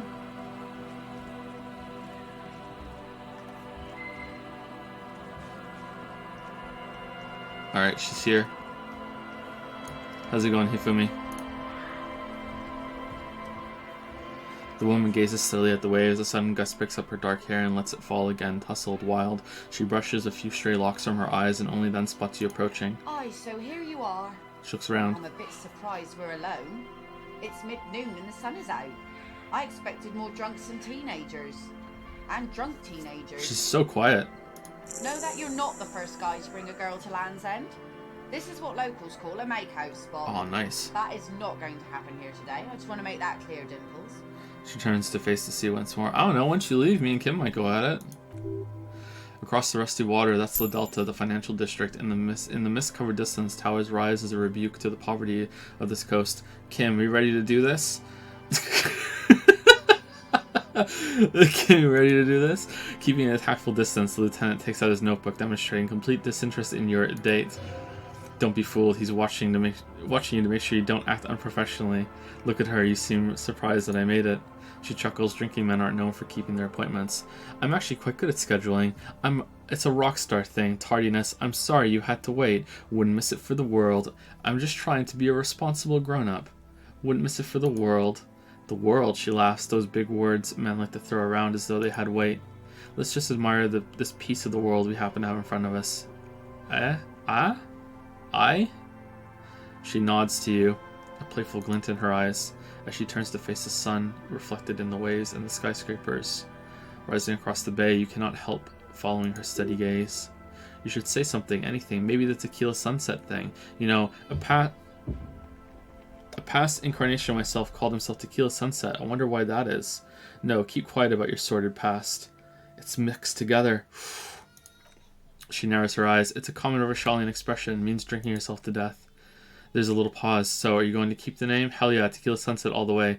I think I'm good with Harrier Dubois these days. Harry's my name. I don't need any others. I prefer just going by my initials. It's more conspiratorial that way. Call me HDB. This is a new model of me. It'll need a new name. Who am I kidding? I'm probably going to drink myself to death, whatever name I choose.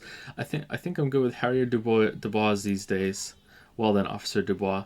She nods to you, then turns toward the sunlit sea. The sun reflected in the waves and the skyscrapers rising across the bay is mesmerizing. Your mind clears for a moment as your senses take it all in. Not just the glass skyscrapers, fragile, but not that fragile, looking in the shimmering light. River Esperance flowing into the bay. Did it get brighter? Isn't it strange, she breaks the silence abruptly, for this all-powerful thing, the sun, to be so generous towards us? You know, the best time to go out fishing is usually towards sunset, when the water is warmer. The sun also falls on the Cape-side tenements and war-torn ruins. An old sea fortress juts out, seemingly impervious to the sheen cast over everything else, shaking you out of your reverie.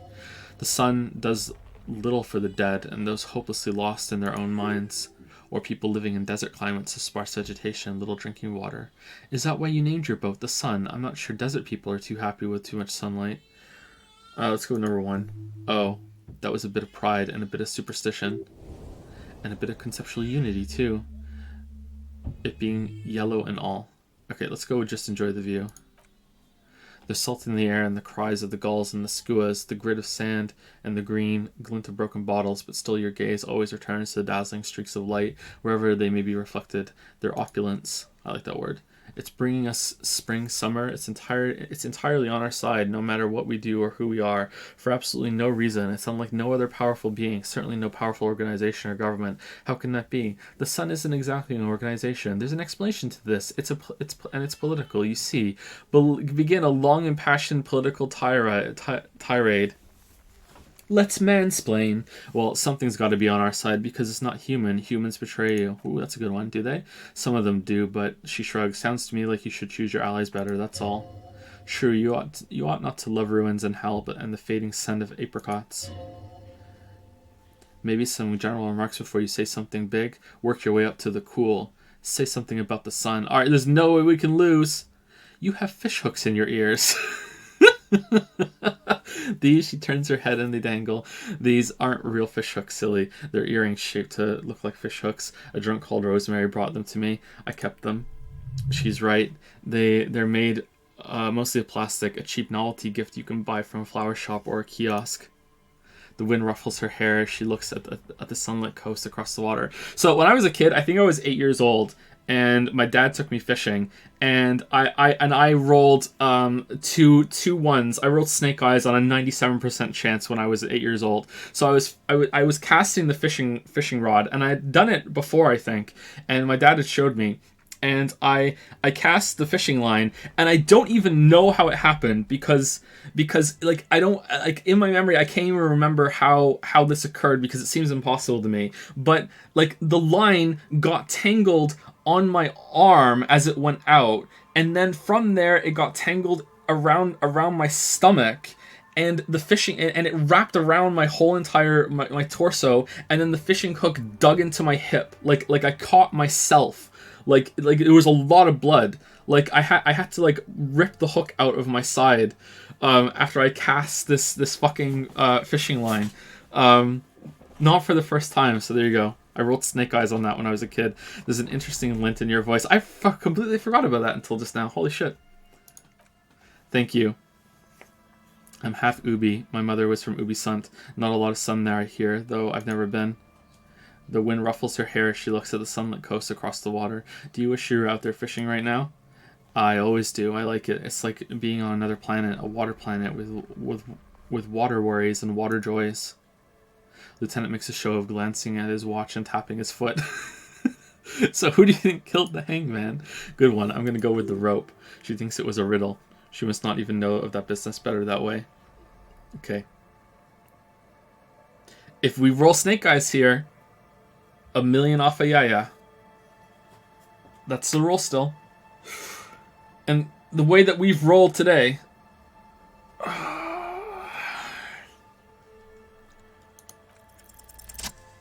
Not even close. Here we go. 2 different approaches to cap this off with style. Staring to the sun, yeah. A massive thermonuclear reaction 5 billion years old. The sun is a god.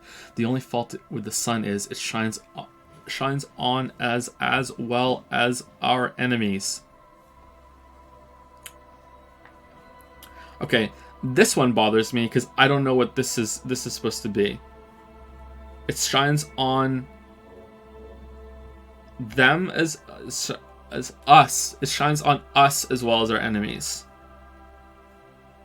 Yeah, chat's saying that too. Okay, yeah, it has to be us. Alright, this one kind of bothers me. Alright, let's go with number 1.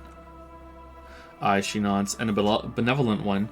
When did you last have one of those on your side? In my early 20s, maybe? When I had my love with me? Never. I still do. I'm righteous. Never. Well, now you have that giant thing to watch over you, so to hell with cruel God, she smiles. You know, the wind's gonna pick up soon, I have to go, but she takes her sword out of the scabbard. The blade reflects the sunlight, a dark orange. Then she hands it to you. Have this.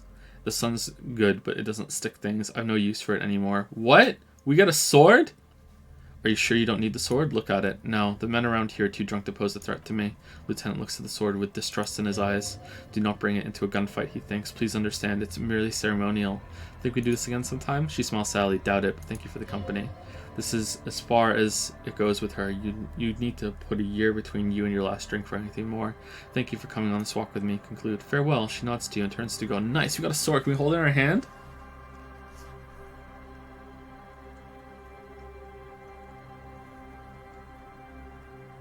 Kim, I've been informed this is a makeout spot. A primo disco makeout spot. Pucker up. As she walks off, the wind picks up and the light from the sun seems to fade. The crumbling silhouette of fell electrical R&D towers in the distance, beckoning. I hope this has been refreshing for you, Detective, the man says, watching her leave. Let's return to our search with a fresh pair of eyes. Equip this to impress yourself. Aw, man, we're walking around with a sword now. A sword in a plastic bag.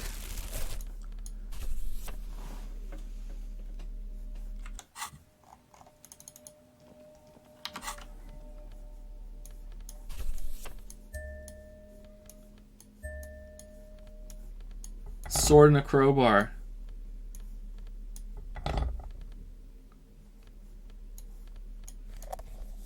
Yeah.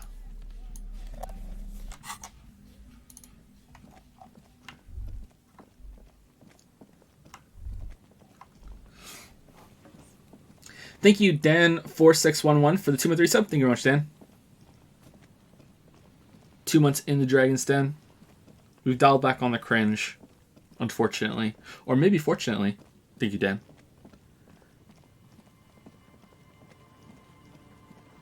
Bring the Sour Plus back. What?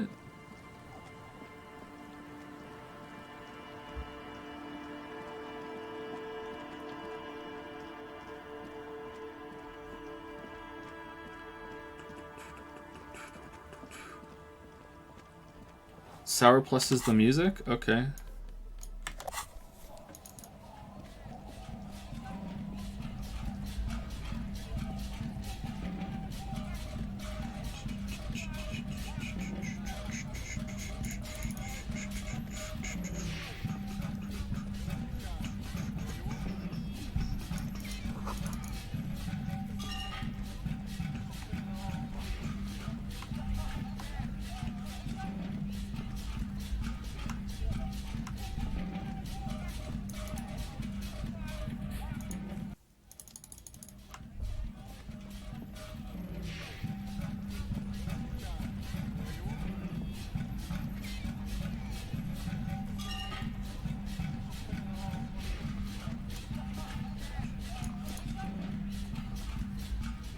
I knew we'd get to use this mailbox for something.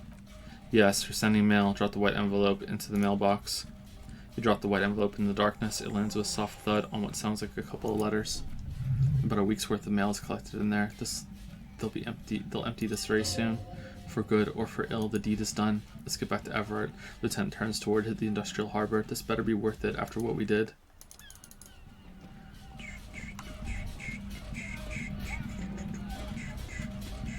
Okay, we came down here since we got the Van Eyck thing, right? So where are the other Van Eyck posters? I thought that would lead to something. I guess not. Maybe there's one in here.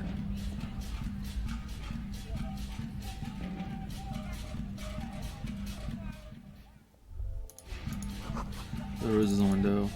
Those aren't the flowers that were left for Cassia. Oh, nice.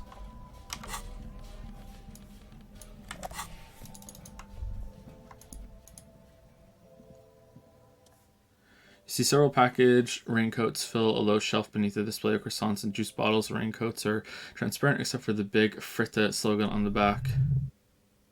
Steal a raincoat. I want to buy a raincoat. Steal a raincoat.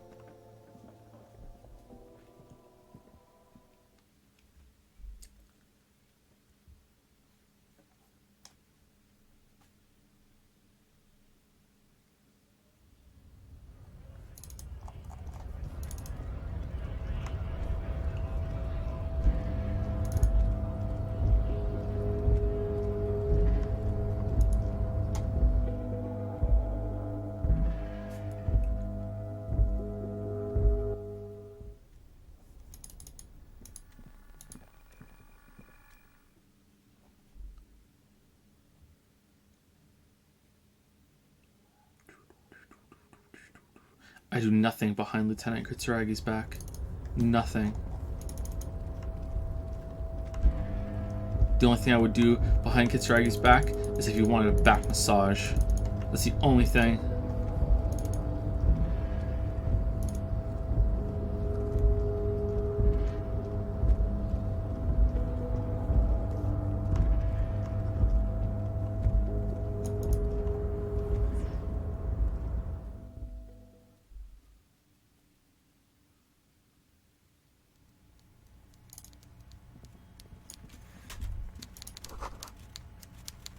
This is not a fishing rod, is it? It's...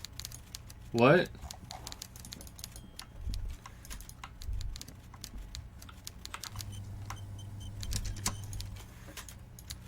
What? Huh?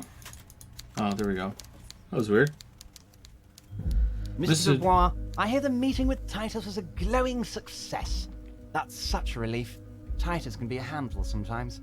Now, what can Everett Clare do for you today? It's done. I mailed the signatures you asked me to mail. The golden boy returns once more. Wonderful, simply wonderful, Harry. He claps his hands together like a child who's just been offered cotton candy. Of course, I already knew this. My friend, the mailman, confirms the letter is on its way. You've done a great thing today. You've given the children of Martinez a real future, Harry, and I feel I can finally trust you now. You're in my inner circle. You too, Mr. Kutsuragi. He nods to the lieutenant, smiling broadly. We can talk about anything. The strike, the murder, your lost gun, nothing is off the table. Hear that? You did it the honest way. You got the real signatures, and now he's happy. Well done. I don't know.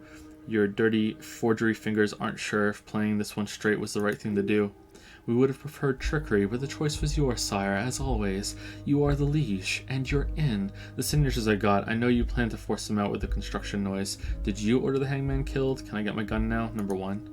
Harry, he shakes his head. By now you should know I would never do anything tricky like that. However, if the construction noise and limited street access makes some people consider moving, well, let's just say there'll be freshly renovated buildings near the roundabout where those poor people can finally enjoy a significant uptick in quality of life. I'm talking real affordable workers' palaces. He proudly spreads his hands to demonstrating the size of the palaces. They're very large. So the village is doomed, the lieutenant says grimly.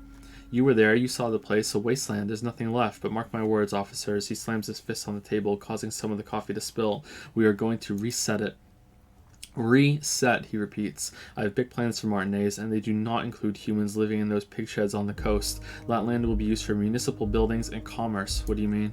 Harry, imagine a youth center supermarket church complex employing hundreds, no thousands of people. The coast will be lit up with enterprise and life. All those ruins out there turn into low-income housing. He leans forward. Harry, enough is enough. We're taking this district back. The war was 50 years ago, for God's sake. It's time to move on. Youth supermarket church complex? Do you really expect me to believe that? Low-income housing? If even part of this is true, then why not? And life. Nod. I knew you were a man of the people, Everett. Yes, I do. I got the center, I got room for a retail complex, and in 4 years I'll get the church too. The wheels are already turning, Harry. The wheels of progress. This post-war limbo, I won't stand for it. There are kids practically playing with their own feces out there. It cannot go on. There is true indignation in his voice when he speaks about the state of things, and even a touch of pain. And then there will be a giant statue of him, towering above it all. Wait, will you erect a statue of yourself? I'm not a symbolist, Harry. I'm a realist. My statue will be Martinez rebuilt. 5-story building complexes, kids off speed, and landowners of Ozone hating me. This will be my statue and yours. We're doing this together. You would look nice as a statue. Sounds like you got this. You can rely on my vote. Oh, I do, Harry. I really do. He crosses his arms on his chest. I'm going to make the working man richer than Joyce Messier with that vote of yours. That's my job, just like yours is to keep the peace. Did you order the hangman killed? Order it. You know my men didn't kill him. They told you. It was a happy accident. You know how it is. No one takes the initiative. If I wanted him dead, I would have had to do it myself. And I'm too fat for that. Why are you so fat? Glad you asked. I've got type 2 diabetes because sugar and fat was all my mother had to give me and my brother Edgar when we were kids. He wags his finger at you. Good job too, as it made me ugly. And ugly people, Harry, are much better at politics. That is true. People don't trust pretty people. What do you gain from him being dead? Why, a war, of course. And what do you have to gain from a war? Victory, Mr. Katsuragi. I have victory to gain. We're going to start a war with the Wild Pines group and win before they even realize there is a war. Have you ever heard what 2 giant Ceres hornets can do to an entire colony of bees? They just try. I have. It's a great story, Harry. He nods. Do you also know how the bee colony kills the giant hornet? They swarm and blanket entirely until it suffers a massive heat stroke and dies. He crosses his hands contently, thinking of the interior temperature of the wasp rising. Harry, we outnumber them 1,500 to 1, and that's just Martinez. With all the unions in Revachol and with public opinion on our side, we can hold off 2 men or 15 men or even 50 men. The more they send, the worse it's going to look for them. They made a huge mistake hiring those guys. No one likes foreign mercenaries. The leftists hate them, the fascists hate them, even the moralists think they're in bad taste. Yeah, everyone hates them, except the ultra-liberals maybe, which happens to be me. How is this connected to the strike? Harry, there is no strike, only war, class war, or in business terms, a dawn raid. Or wait, he pauses to rub his chin. Is that when you still pay them something? Because we won't do that. We're not going to give nothing. We're going to take Terminal B away from them. The roads, the gates, the containers, that big crane, even the damn coffee maker. We're going to take all of it for the people and fuck Wild Pines. The word fuck rings like a gunshot from his mouth. He doesn't swear often. So that's why you haven't let Joyce in? Yes, it's also why I let that midget Gaumont go. He's too nice. I can't put him through this. Plus, he knows how to get in here. That woman can't tell her tits from her asshole. She has no chance. I can't remember him. What? Tits from her asshole. It's a local saying. Actually, no, it's not. Why are you telling me your plans? Because we're friends, Harry. Besides, it doesn't matter now. You can go tell her if you want. It won't change the course of events. We have a significant head start. He looks at the swordfish clock and nods. It's already happening. Who killed the hangman? No idea. Could have been his own mother for all I know. If you ever find the guy, give him a big fat kiss from Everard Clare. Couldn't have done it without him. He really doesn't know. A guy, huh? How do you know it's a guy? I don't. I told you it could have been his own mother. I'm pretty sure it wasn't anyone from the Union. Maybe it was the mob, or maybe he killed himself because he was a closet socialist. Truth is, I simply don't know. He really doesn't. How many of you guys are there? Your guys are there in the Union? 2,372, he replies like a whip, plus yours truly, of course. 2,373 is a sizable contingent for a labor organization in Revachol. And they're all well motivated, at least the ones you've seen. How are you going to fund your new independent harbor? Oh, you mean what sort of goods are going to be flowing through? How am I going to replace all the contacts we'll lose once the poo-poo hits the fan? The clients will ditch us? Harry, we thought of everything. Clients would take a well-known multinational conglomerate over a local mobster any day. You can't possibly hope to continue like you have. Clients will leave en masse. Sure, some will go, but mark my words, the company will be unpleasantly surprised to see how many of them stay loyal to Martinez and to the new competitive contracts we can offer. With renewed zeal sparked by communal ownership, the men will be shipping those containers double time. You'll be surprised to see how fast things will go without parasites latching on. We'll have our hands free to pursue bold, exotic new revenue streams. That's drugs. It's drugs! Drug trafficking. Drug trafficking? Don't be stupid, Mr. Katsuragi. There are perfectly legal, 100% ethical chemical factories on the Sumerian Isola. You don't need to be a colonialist about it. All they do is produce components to keep the pharmaceutical industry running. That's people's health we're talking about. Old grannies, little babes, people with disabilities. That's just the top of the iceberg, though, isn't it? God, that sounds shady. Digging it, Everett. I have to say, I'm digging this part. The company thinks transporting these chemicals in bulk looks bad, he makes air quotes, has bad optics, may be illegal in some countries. The Debarters Union, however, we're all about the large volume column. We're going to transport the living daylights out of those materials, Harry. His slams his fist on the desk once more, so your sick kid can get his Benefed, Sudafed, and your wacky uncle doesn't have to come off Risperidone. Benefed is children's cold medicine, usually apricot flavored, and Risperidone is used to treat severe psychosis, and the kids on the street can get speed and Pyrrolidone. I'm an old-fashioned guy, Mr. Katsuragi. I sometimes grab a beer with the boys, but I have no idea about the things you just mentioned. He smiles. He smiles again. But if I were to supply ingredients for some sort of rainbow party, I would make sure the union took a fantastic share, and I'd keep that stuff far away from Martinez. He's basically admitting to it. Is Ruby helping you secure this fantastic share? Drugs are a no-go for me. I'll report this. I have to admit, that's a well-put-together plan, and far removed from you. Interesting stuff. I just want to solve this murder, okay? Harry, if I was supplying raw materials to drug manufacturers, I would need an army of rubies. Lieutenant nods slowly. Understood. I have to admit, that's a well-put-together plan, far removed from you. He smiles slyly. It's also far removed from my men and the people of Martinez who put their trust in me. Anyway, let's not focus on the sensationalism of the drug trade. This hypothetical drug trade is all anyone ever seems to be interested in. It would only be a small part of the harbor's turnover, just like the harbor is but a small part of Martinez. It would still be illegal, so is there a trade or isn't there? Let's look at the big picture.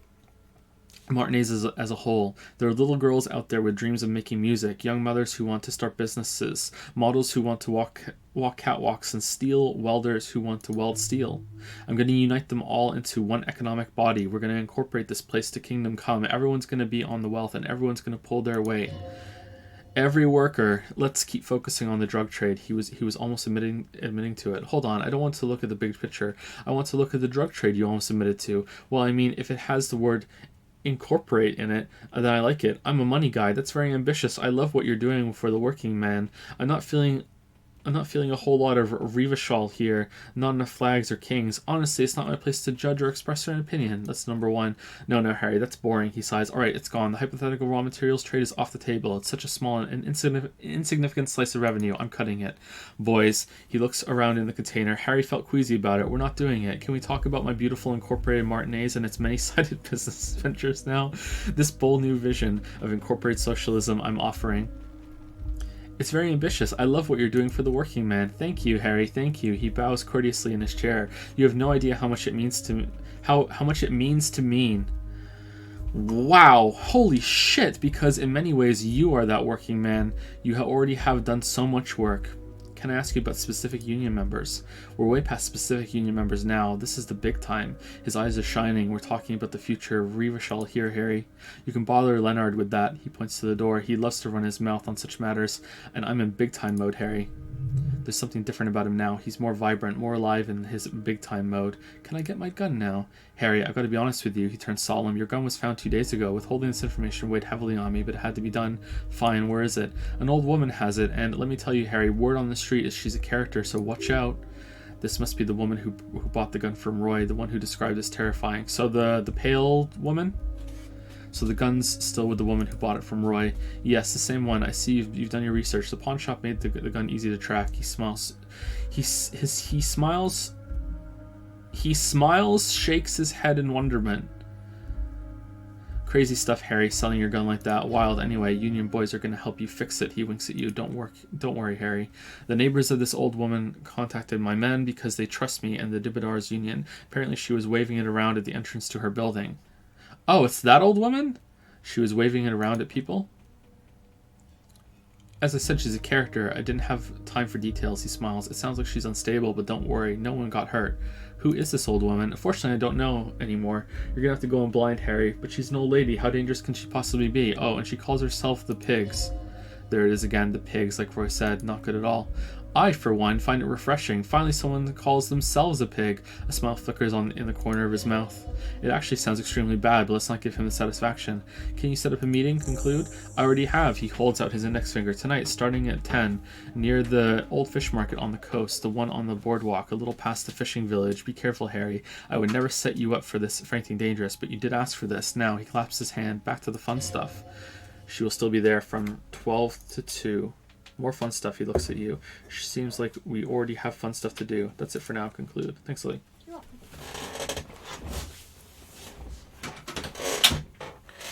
Great, Harry. Great. I think we have truly built a bridge between Martinez and Jamrock today. We've united the RCM and the Debarders Union. Suddenly there's sadness in his tone. This, he points to you, then himself, has been so great. I'm sorry we don't have more fun things to do together, but if you ever feel like bouncing something off me, my door is always open. A few more questions about the harbor. I'm always happy to educate and entertain you, my friend. He takes a sip from his coffee. So, what's on your mind? That's it for now. Okay, we're leaving. Do you think there's much more typos in second half of the game? That's what I've noticed, maybe because the beginning was tested more.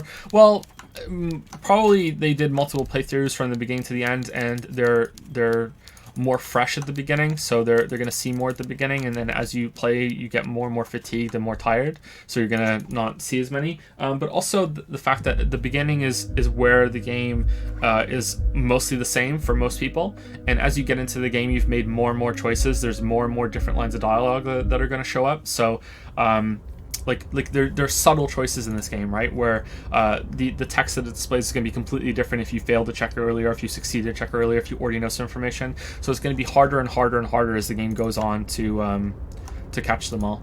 So it makes sense. Oh, hey, mister. I'm not gonna bother you with a long greeting just like we talked about before.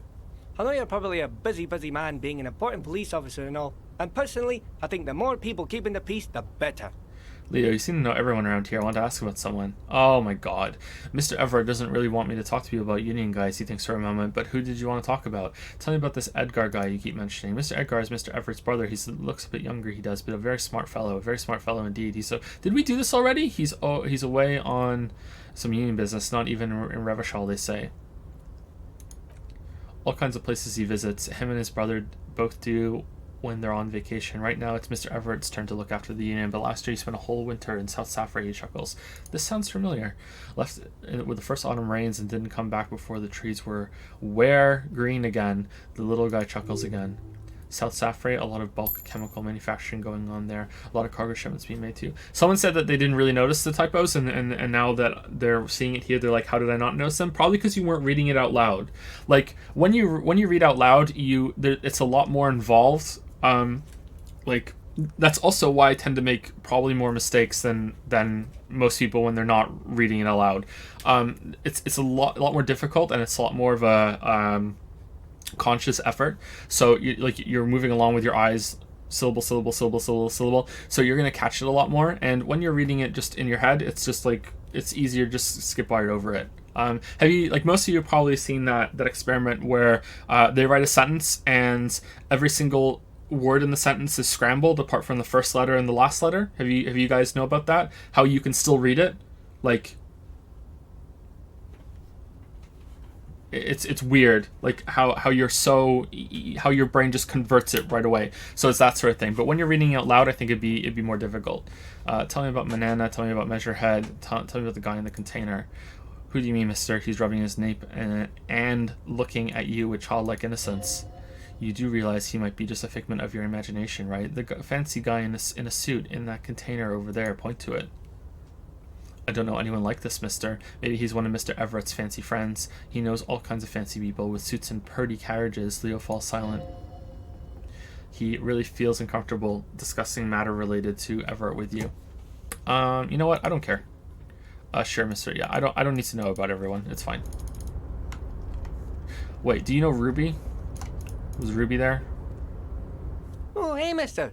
I'm not gonna bother you with a long greeting just like we talked about before. I know you're probably a busy man being an important No. police officer and all.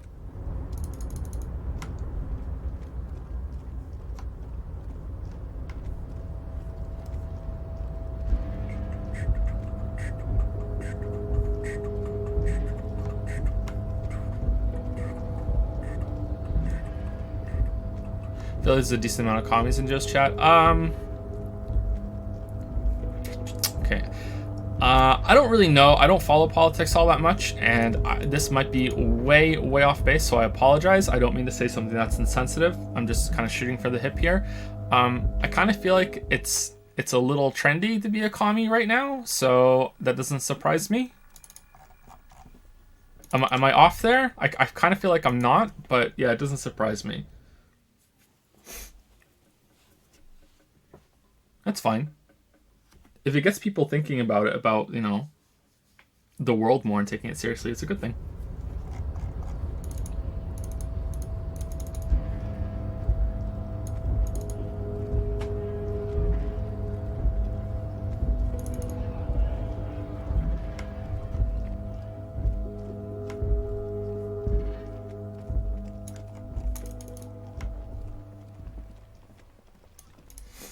Is it though? Is it better to have a bad political opinion?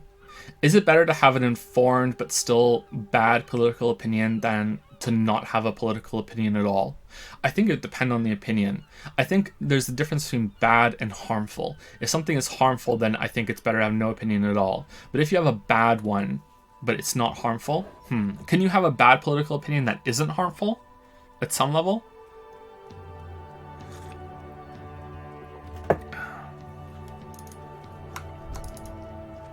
Can we think of a bad political opinion that isn't harmful?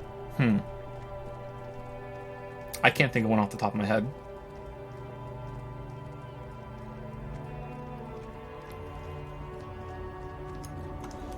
Define harmful? Like some amount of suffering. It doesn't have to be physical suffering, although it could be that too. Just some amount of suffering. Making someone's life worse. But then again, I think you'd be hard-pressed to find many political opinions that can make everyone's life worse universally. There's always going to be a trade-off. So I guess an acceptable amount of suffering. Like if everyone's life on the planet could be like improved by 20,000%, but in order to get that, we have to kill one person. I think we'd kill the person, right? That's causing suffering. But it's such a net positive, right? The woman is still hunched over the railing, her head. Okay, so you don't have. Do you have the gun? No. Is it the old lady with the broom?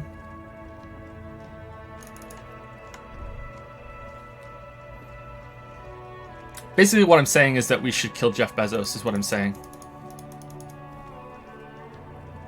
And split all of his money equally to everyone on the planet. And I don't know what you guys are going to do with your $17, but with me, I don't know. Probably go to Walmart. Someone on Reddit did that the other day. They calculated it with the very, very simple math.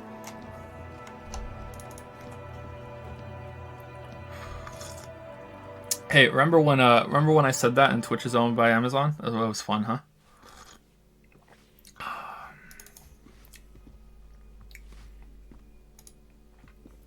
Give me a moment. I'll get on Amazon Prime my money. We spend quite a bit of money on Amazon every single month because we have a bunch of things that are subscribed. So I'm a really big fan of Amazon. I really like the service, but there's a lot of negativity toward billionaires, and I don't think that's really all that fair. Ask away, policeman. Same with the man who lives at the end of the hallway, Uno de Ruder. The clean lady starts digging for something in her pockets. I don't want to talk about the Ruders, she mutters. Addicts, all of them, and sometimes I hear them screaming. She winces. They don't like me cleaning behind their door. Think I'm listening in their fights. It was dirtier there after the janitor's closet. She avoids it. She avoids the end of the hallway. We saw unpaid utility bills. Aren't they going to be evicted? Just if the killing one person you brought up is just the trolley problem, the entire thought process is the stupidest thing. I know all about the trolley problem. I even use it in a story. Yeah. I don't think it's stupid. I think it's actually quite interesting to think about. Because with the trolley problem is that there's a train on a track or a trolley on a track, and there's a split in the track, and right now the train is going toward one line that has 5 people tied onto it. 5 people are tied on the track, and on the other track there's only one person tied to it, and you're standing there and you can divert the trolley to the other track if you choose to. So the question is it morally right to divert the train to kill the one person instead of killing the 5? That's it. Some people are saying they all know, but I guarantee you there's at least a handful of people that do not know about the trolley problem in chat right now. So is it morally right to do that? And I think it's very easy to fall into the trap that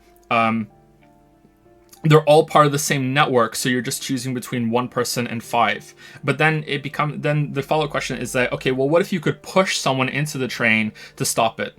Would you do it then? And then most people say no, but it's actually the exact same fucking thing. Like, it's the exact same fucking thing. Like, pushing someone into the train to stop it is the exact same fucking thing as hitting the button to the lever to divert it into the other track.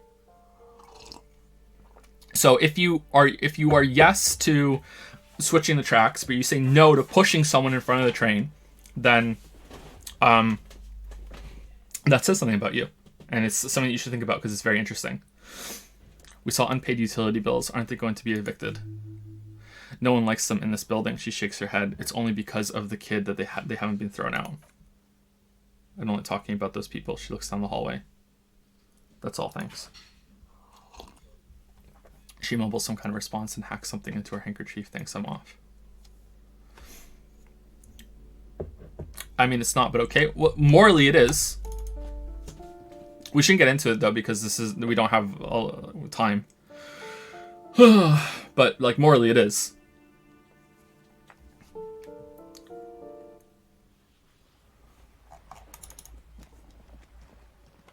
Like, if you think that you should change the tracks, then you should also think that you should push the person onto the track. If you think that, then you are morally consistent with your with how you're parsing that, for sure.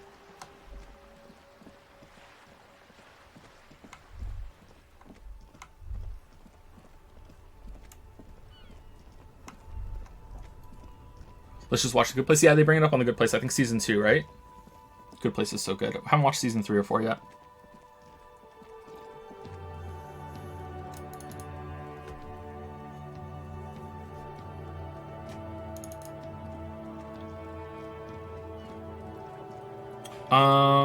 So we need to wait until 10 to get our gun. So we go talk to Ruby.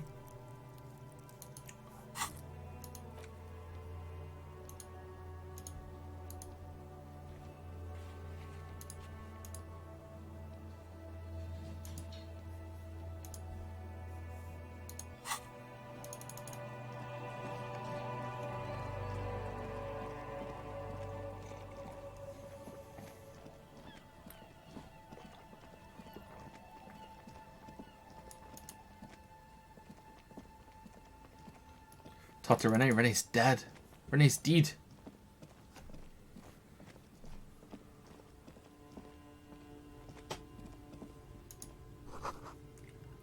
Plus her polychromatic flyers blow by in the breeze.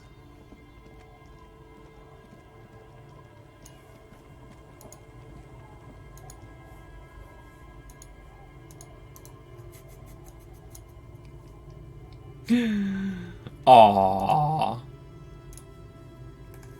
This is adorable.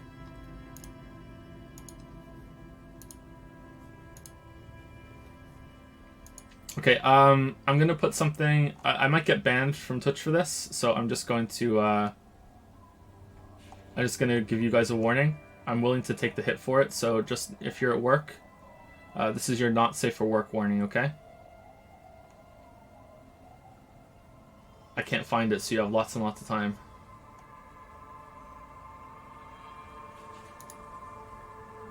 Okay, here we go.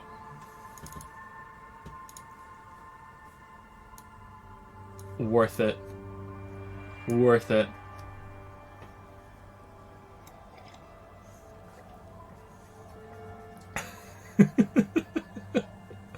Aww.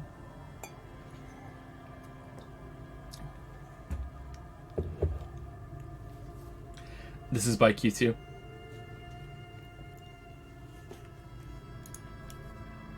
That Ayaya though, it's an Ayaya of love.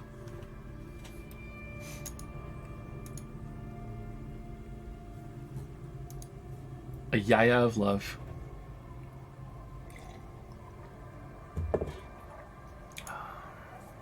Hey, I donated to your PayPal. How are you doing today? I was wondering what resources tips you have for someone who's writing a book. I would put it into sci-fi post-apocalyptic right now. You donated to my PayPal? I have a PayPal? Wow, you did. Oh, thanks. Oh, there's even a question. Okay, so can I set up PayPal to show up on, like, in Twitch chat? I don't want it to show up on the screen because we don't do that.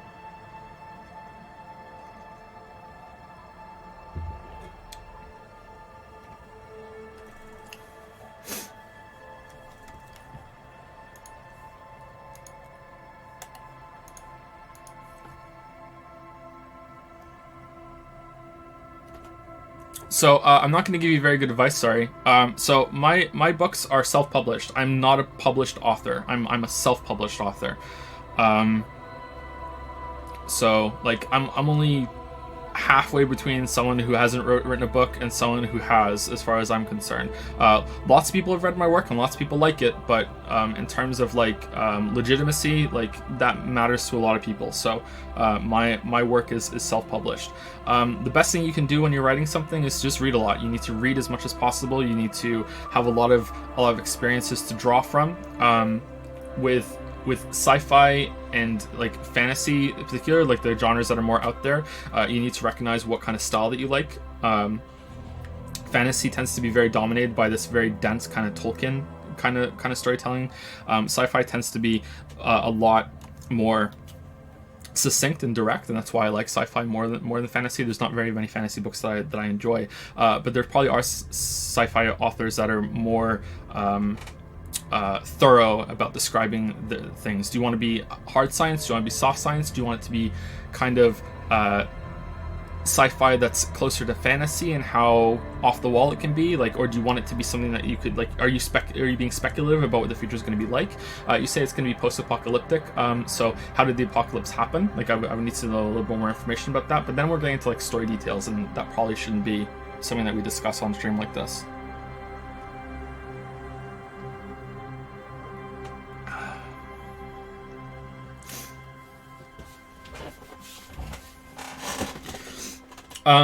So I think the best thing you can do for resources, apart from reading as much as you possibly can, is to join productive writing groups. Now, the key word there is not writing group. The key word there is productive. Writers hate writing. Writers hate writing more than anything else. Like writers are miserable assholes and they hate it. And rightfully so, because writing sucks.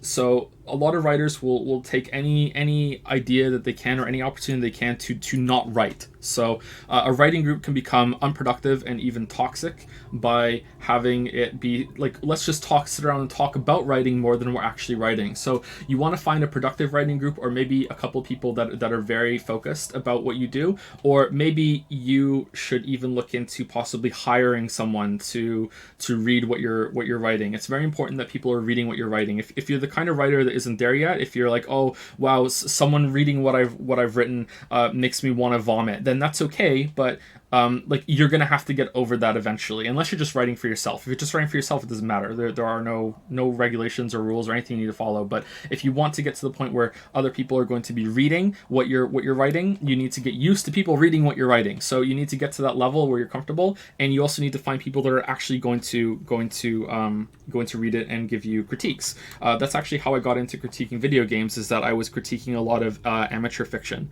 in writing groups online.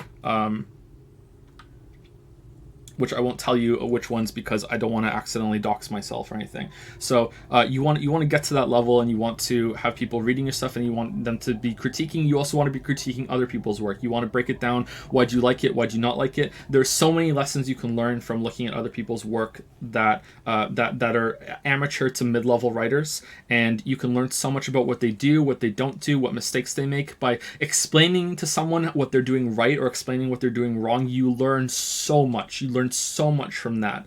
I think it's called just learning by teaching. Like myself, I learned so much from learning by teaching, by trying to break something down and doing it that way. So I suggest you try and do that. That's what worked for me. Specific resources and blogs and stuff, nah, I didn't really go in for that. Like the people, the writers that I've gotten the most out of from listening to their talks and reading like their blogs and stuff have been Chuck Palahniuk and John Irving. Those two I learned the most lessons from. But like even writers that I think are very good, like Neil Gaiman, didn't really get much out of his stuff. Stephen King's work on writing, hit or miss. But look, Chuck Palahniuk, by far the best one. I learned the most from him. And sometimes you can find some good lessons from literary agents when they write about what they're looking for. But I'm way out of that game now, so I don't know. I have no idea.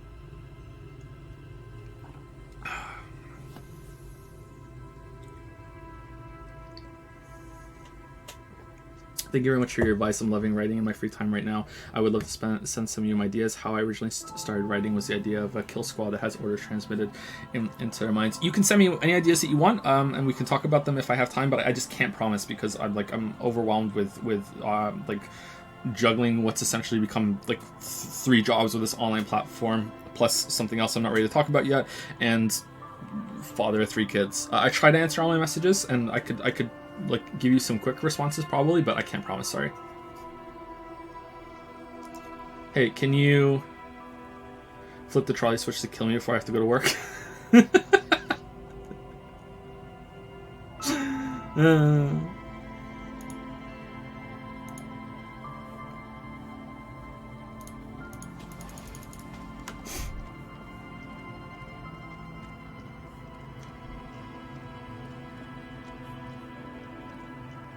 Thank you for the PayPal donation. I think that's the second one ever. Someone else sent $1 a couple weeks ago, and I completely forgot that I had the PayPal.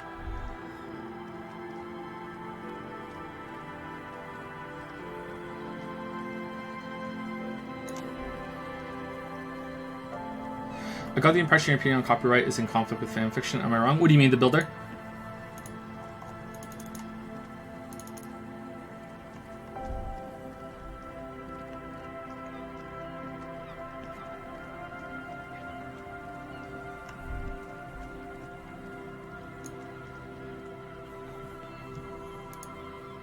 What do you mean? Thank you to...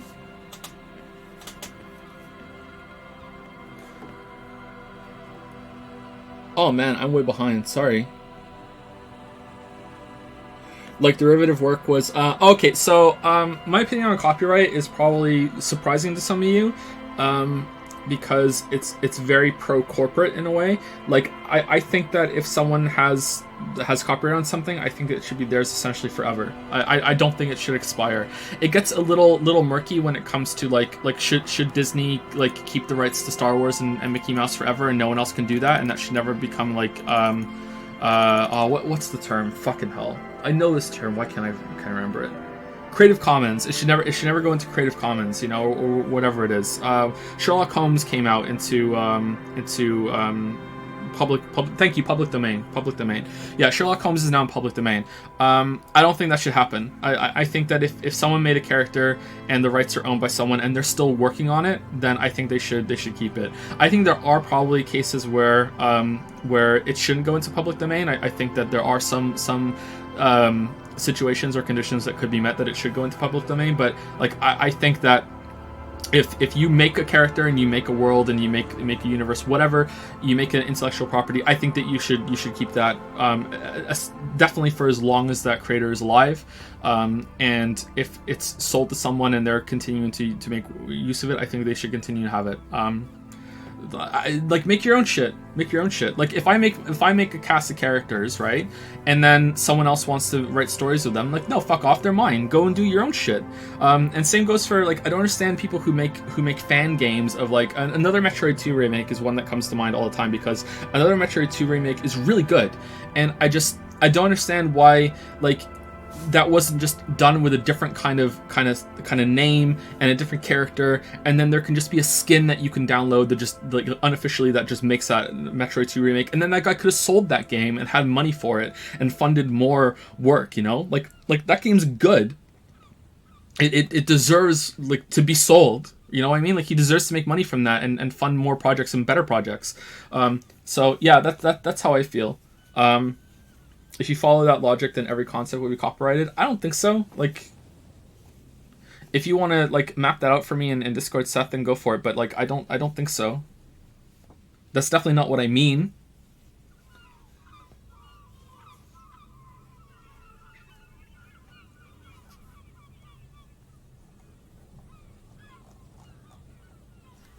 You didn't make your own shit. Dragons are copyrighted by someone else now. Dragons are just mythical animals. I don't think you could go back and you could find like a source for those. Like if someone thought of like a dragon, thinking of a concept is different than a character and like a world. I don't think that's a fair comparison.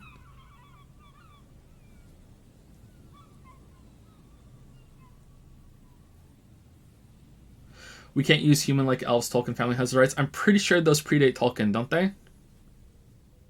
So you do actually agree with Charlotte being polygamous since the original creator is long dead and can't do anything with it? Yeah, that's what I mean. There are some conditions that could be met. I'd probably say that's fine.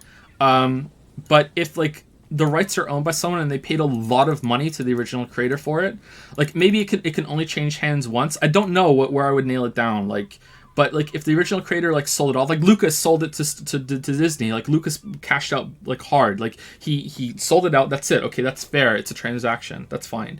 But if Disney was to then go on and sell that like 100 years ago to someone else, I don't know about that. Like I don't know. Maybe that's when the limit should start. Maybe it should be like 100 years or however many years or 50 years. I don't know what the time limit would be after the original creator either dies or from when the people who own it after that sell it off to someone else. I don't know.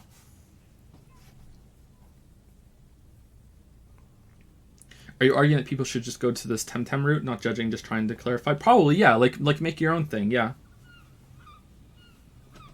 But Temtem, I think, is like a good way to show that I don't think the concept should be copyright. You know, like Temtem is clearly Pokemon, but I think that's fine. Like, there's nothing wrong with Temtem. But like, if Temtem was to have like, hey, it's Rikachu and he's a slightly less yellow electric mouse. You know what I mean? Like just make your own shit.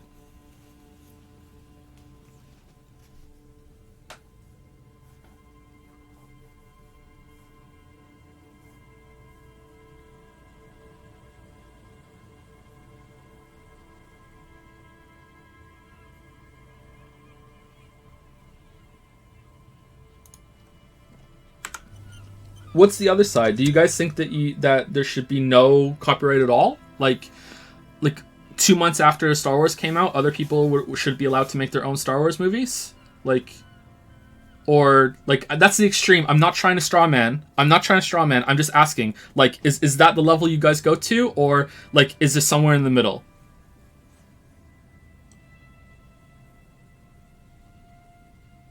Roughly 20 years? I don't think 20 years is long enough. 20 years is not a long time.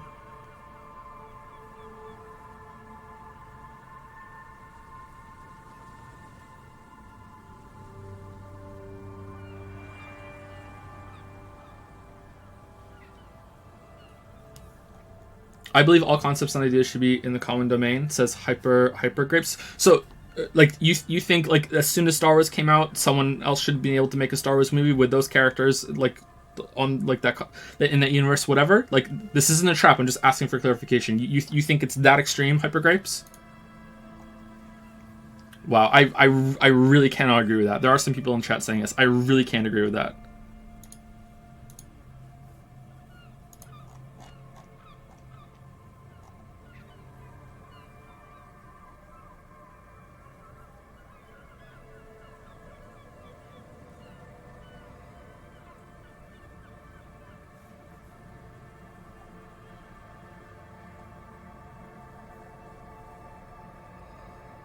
Copyright should work the same as patent.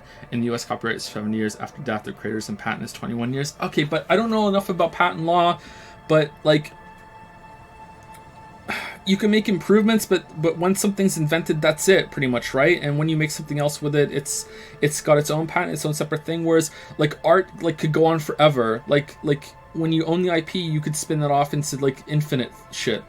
Like I understand where you're coming from. I like that comparison. That's pretty good. That's probably where I would start, but I don't think it should be a one-to-one conversion from that.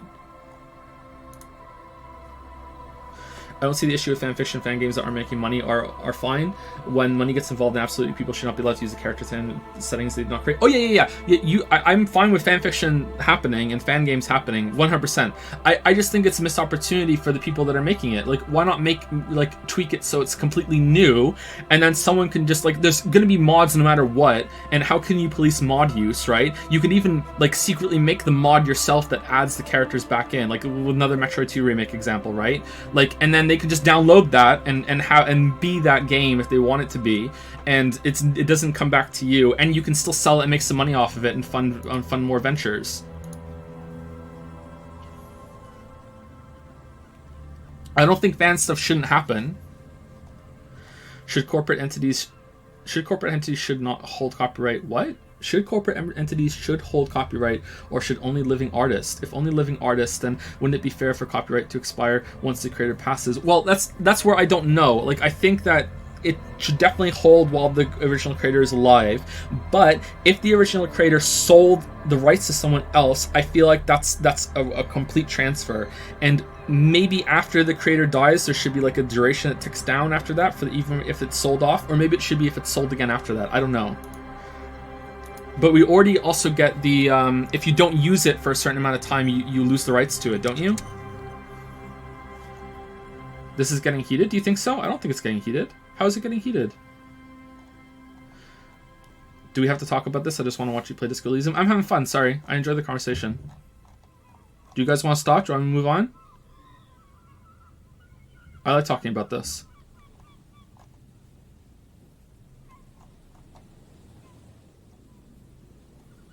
That's trademarks. Trademarks need to be protected. Oh, yeah, you're right. Sorry. Yeah. Okay. Casual disagreement. Yeah, some people are like that. Whenever there's something goes on, it's like, oh my god, we're having a fight. But we're not. My opinion on copyright is that a yaya is a public domain and thus should be enabled.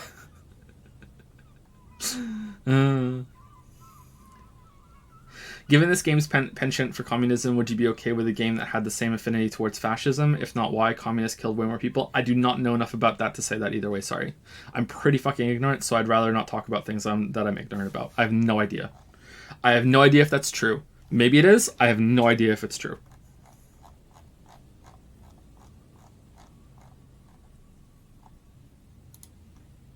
I don't think non-physical things should be property. Ideas, concepts, and stories are a part of culture and the communal consciousness. No one should have a monopoly on these things. Okay, that's fair. That's consistent. I disagree. But like, I think that people should be rewarded for the creative ideas that they come up with. You know? Like, this game is a huge hit. It won Indie Game of the Year. I don't think that I should be able to just be like, okay, I'm going to go make Disco Elysium 2 real quick and cash in on this on someone else's idea. You know what I mean? And maybe some people would think that's great, that we get more Disco Elysium stuff, and we can consider that to be like a different spin on it, and the original creators is worth more than the other person's. Yeah, that's fine. But like, I feel like creativity and coming up with ideas should be rewarded more.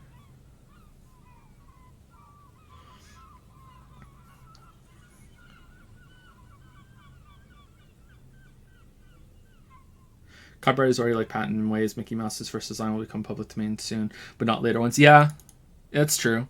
The original one. Yeah, that's true. That's a good point.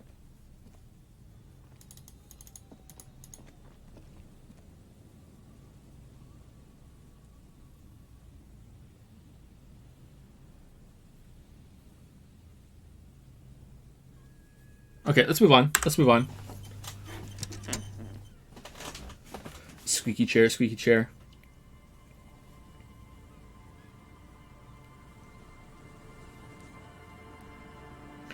Did I say thank you to Astral Solinia for 2 months and 2 month resub? Maybe I missed that one.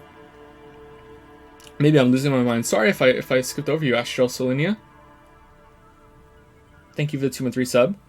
Thank you, Ralph Clogs, for the 24-month resub. Thank you for 2 years of great streams. 2 years, Ralph Clogs. God damn. Thank you very much for 2 years of puns. Thank you, Ralph Clogs. 07. Welcome to the 2-year club.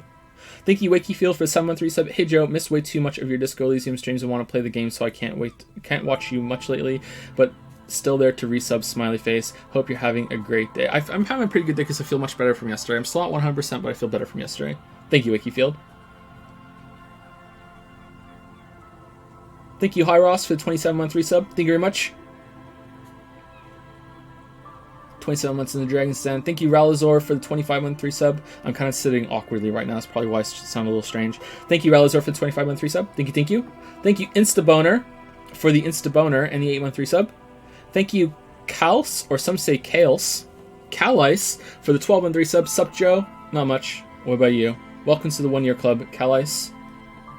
We're just talking about politics, so it's going well. Thank you, Facsimile, for the 3-month resub, dropping into resub, then dropping right back out to avoid disco spoilers. Have fun, Joe, plus chat. Hopefully you get to see this in the VOD if you take the plunge on that at one point, Facsimile, but thank you. I'll send it out anyway. Thank you, thank you. Parker Starfish usually 100 bits to say, jump in front of the trolley instead of pushing someone. Yeah, you could do that. Oh no, we're going back to the trolley problem. Oh no. It's kind of dumb though, because how would you ever know that, like, how would you ever know for certain that, like it's one of those stupid scenarios where it's like, okay, well, there's no way you would ever be 100% confident that jumping or pushing someone is actually going to stop it, so no one would actually do it. But yeah, it has to be like a hypothetical. Thank you, Glacier6, for the new sub. Welcome to the what haven't we said in a while? The Wubba Lubba Sub Club. Welcome to the Wubba Lubba Sub Club. Thank you, Glacier6. Auzo1000 has resubscribed for 3 months. Hey Joe, that's all I got. Thank you for your time. Thank you for your sub. Thank you, Auzo1000. Chozo247 has resubscribed for 8 months with Sekiro review when? What's Sekiro? Sekiro. Probably sometime this year. Yep. Sometime this year, probably. And it won't be a review, it'll be critique. But yeah, probably sometime this year. Thank you, Bucket Starfish, for the 50 bits. I strongly disagree with Propatul copyright. A dead man has no use for his property. Could the property be passed to children's spouse and on one else? What about IP rights passing down to your children? Life of the author or life of the spouse, whatever's longest. I think that's probably fair unless it's sold to someone else. Yeah. I think I could get on board with that. Yeah.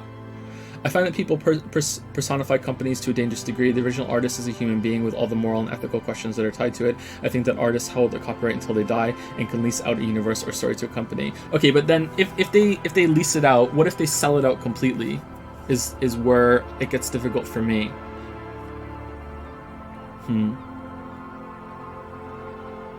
Could the tanky shush? What the fuck is a tanky? What the fuck is a tanky?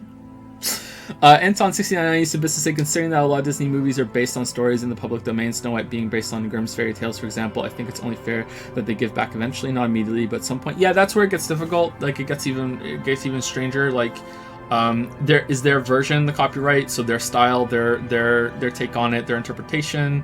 Yeah, I don't know. I don't know enough about art to talk about that then. Tanky is a hardline communist. Do you think chat needs more mods? The discussion is getting really heated in the chat, not with you specifically. Okay, let me scroll up and see.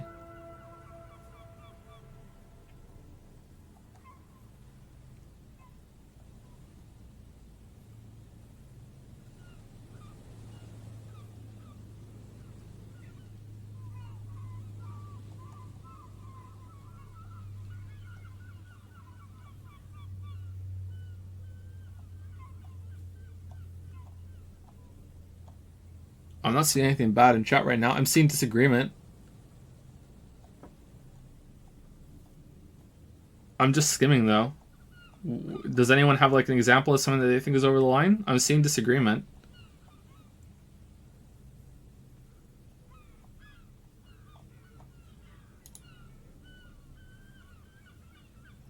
I believe that Twitch chat is the best medium for vigorous political debate. It's a damn sight better than Twitter. Is it a heated conversation if everyone send one message? Oh, man. Step closer. Above the mural, a collapsed roof, broken windows set in walls that are cracking and will soon also fall, and the coastal breeze rustling and sighing in the remains of the edifice. Felled electrical. How ironic, all these dark rooms. Felled electrical. You only know them as a small company that makes ink cartridges. Looks like they used to be big. There's something in the wind. Sometimes the only way to go forward is to fail first. Why do I feel like I know this place? Indeed, somehow you knew it was here, an urban ruin gutted by looters that once used to consume money and dispense warmth and light. You felt it before when it rained in Martinez and you felt the cold of the rain. The feeling persists. It has been in you ever since. Could Ruby be in there? In there, she could, or, he points behind you, she could be in the identical ruin over there, or in that boat shack, in that church tower maybe. Why single out this one building? Shivers, impossible.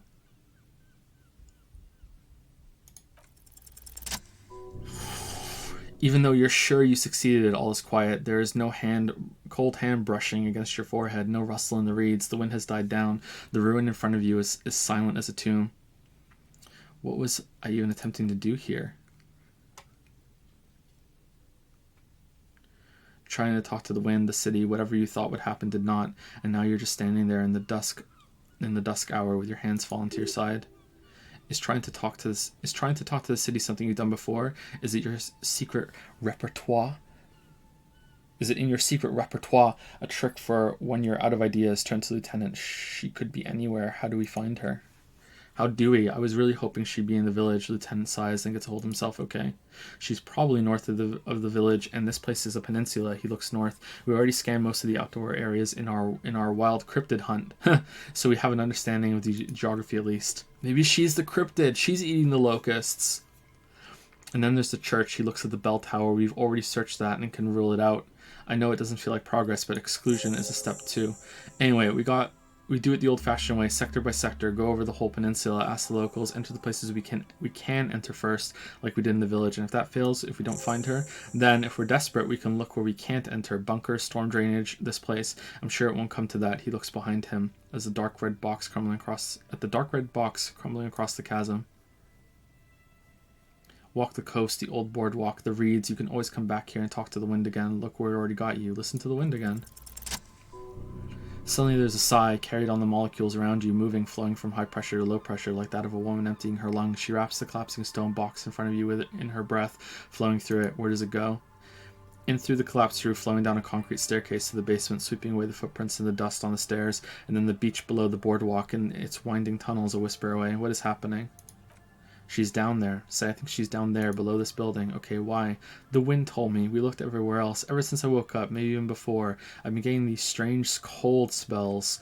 Good. Yes, cold spells. He seems incredulous. So basically your hangover is telling you she's down there. Yes, I can literally talk to my hangover. That's how bad it's gotten.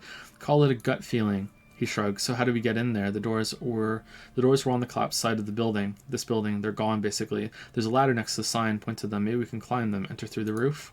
Perhaps you can climb them. We're not climbing anything. I'm 43 years old, and I plan to live to see 70. Ooh, what's this?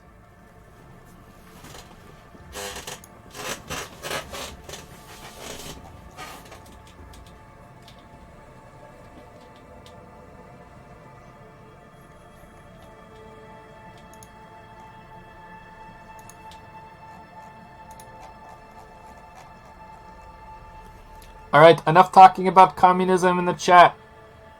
No more communist talk. We're done. You're done. You're done. No more communism talk.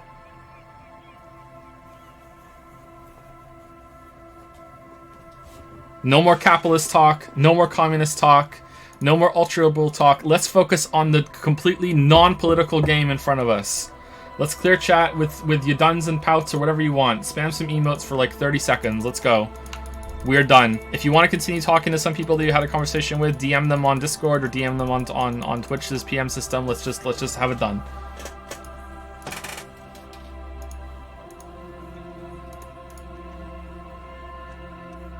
An old pipe peeks out from beneath the rotting boards of the boardwalk. Could this be an alternative path into the felled building?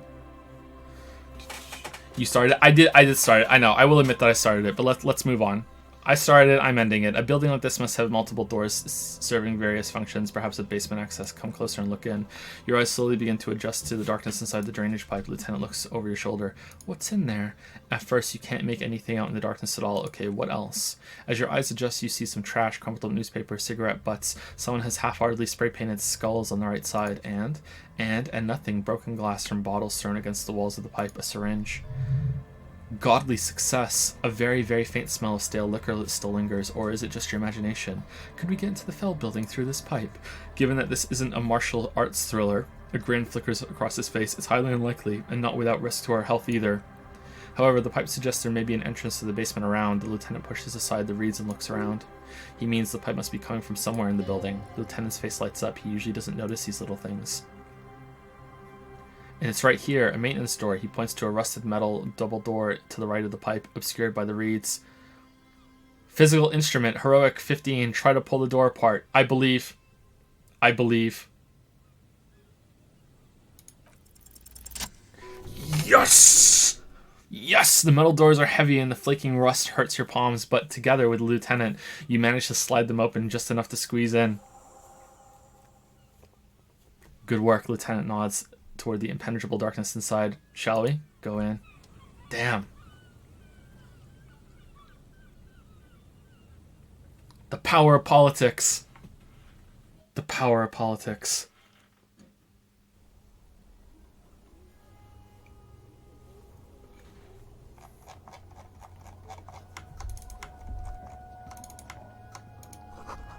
You should take out your flashlight, okay?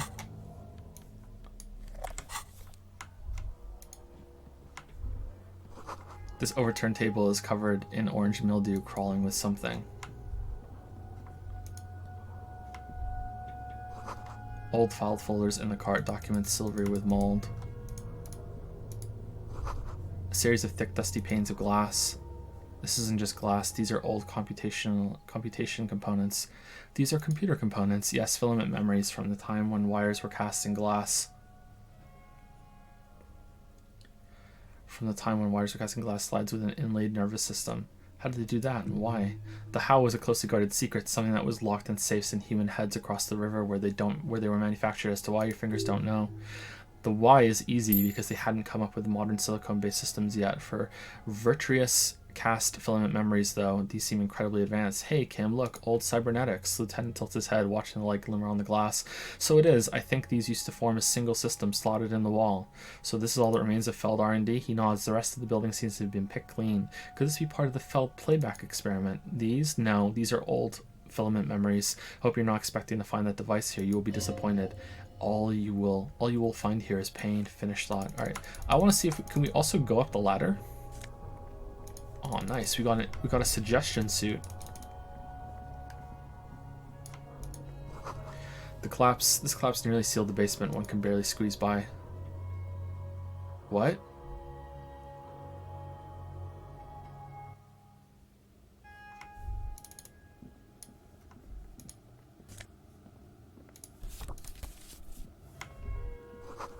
Glass is covered with grime and dust. You can barely see out. Alright, so it looks like this is where it leads up to the ladder? Oh, what the fuck, Reese Polar? Reese Polar, you were supposed to fight against this, not join it. Top Lolly, you need to like give like a bit right now and say fuck Reese Polar. What are you doing? Antiquated office furniture, last century maybe? Brought down and forgotten so long ago.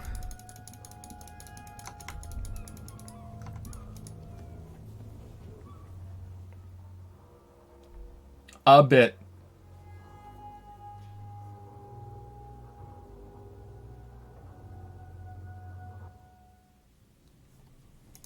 I want to see how the ladder works.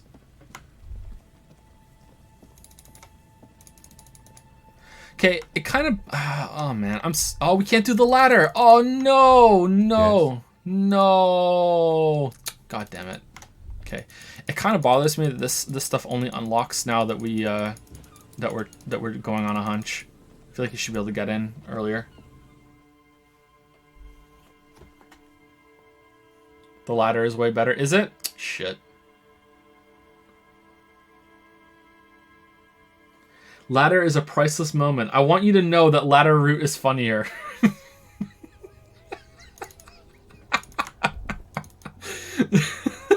The ladder was one of my favorite moments.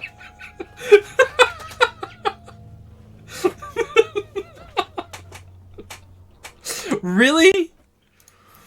Really? Should we reload for it?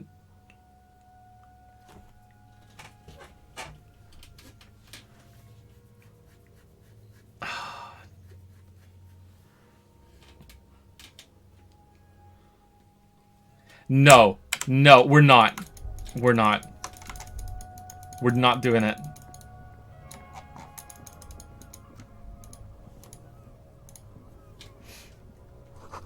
In the beam of the flashlight, a crevice in the wall.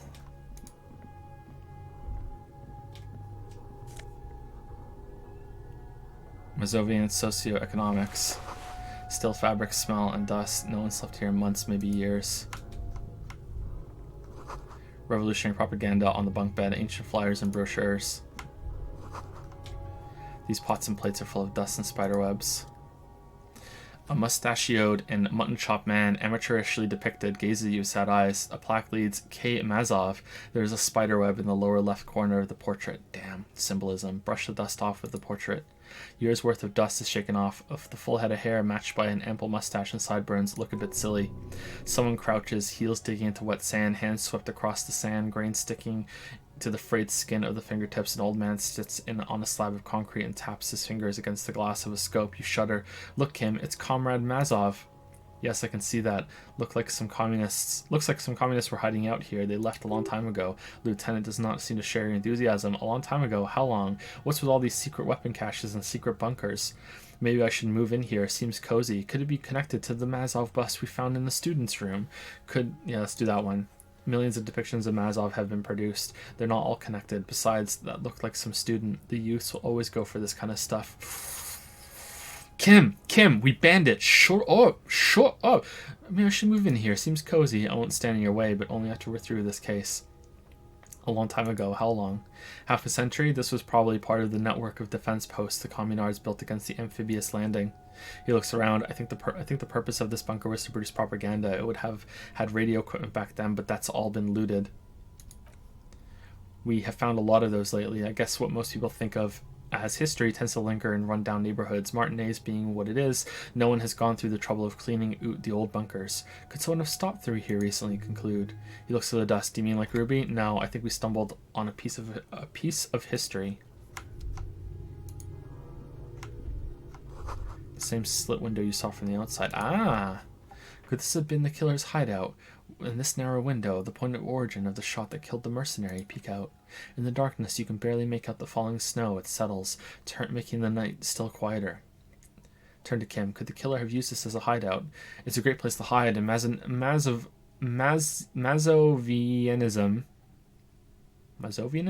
and murder are certainly not mutually exclusive, but there hasn't been anyone here in ages. Kim, I can't see the whirling in rags. The shot didn't come from here. Indeed, no one can get a clear view. Well, at least we've been thorough. I like thorough. Lieutenant's voice betrays a slight disappointment, which he glosses over by reasserting control. In fact, I think we're done with this bunker. He looks to the exit. After you, officer.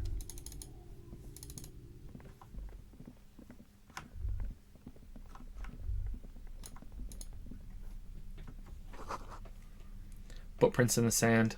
One of the souls appears more worn than the other. Oh man, I really wish we had our gun right now. It's getting louder, the buzzing sound. We're just gonna pop up through the floorboards and someone's gonna say, hardcore! A concrete pipe buried in sand and dust. Okay, so it looks like this is the way, so we should probably go back up the stairs and see what's up there. You feel something like a swarm of hornets buzzing around your scalp, a strange tingling you can almost smell. Lieutenant, do you feel something? No, what do you mean? A pain, a strange tingling, a ghost! A ghost! A pain, a strange tingling. I don't feel it, but he looks ahead beyond the arch. We should still be careful. There were footprints back there, and I'm pretty sure they were fresh. Hold on, you really don't feel anything? No, but you're the sensitive one. It's not a quib. The situation is dangerous. He trusts your gut feeling on this. I saw them too. Footprints with the right sole worn smooth. Looks like a suspect. If she's in here, we need to plan our next step carefully. What do you mean?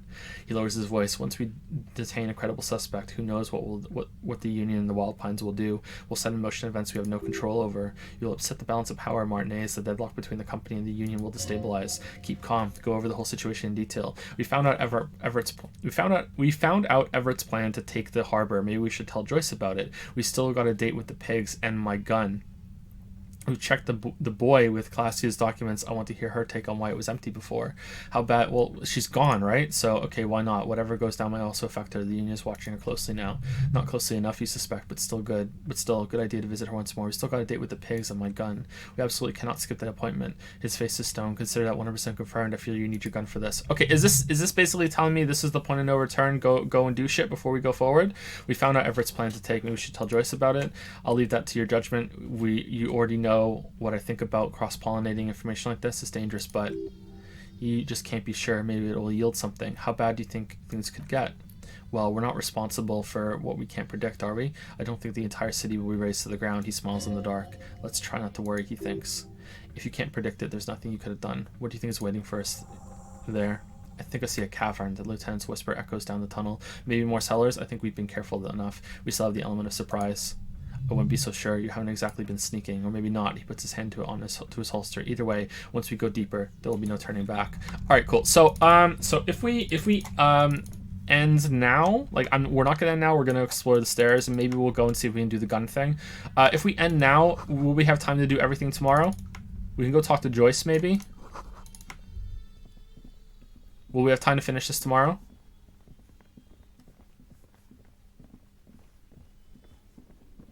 No? What if we did 4 hours? What if we did 4 hours and no fucking around with chat? Damn. Is such a thing possible?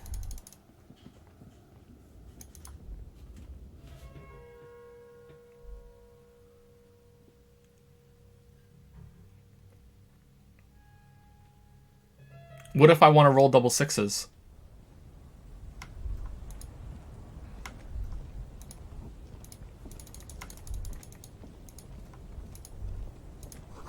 The gust of wind, the height feels dizzying. The central support beam has been destroyed by artillery fire. Oh man, look, the ladder's broken. Did he have to jump at the end? I really want to see the ladder. God damn it, I want to see the ladder scene. I want to see it. I'm saving it. I'm saving it. We're reloading. We're seeing the ladder scene. I need to see the ladder scene. I have to see the ladder scene.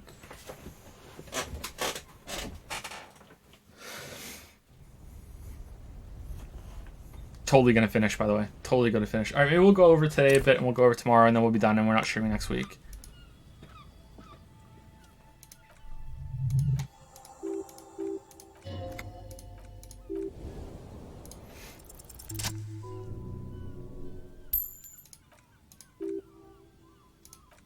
Woo!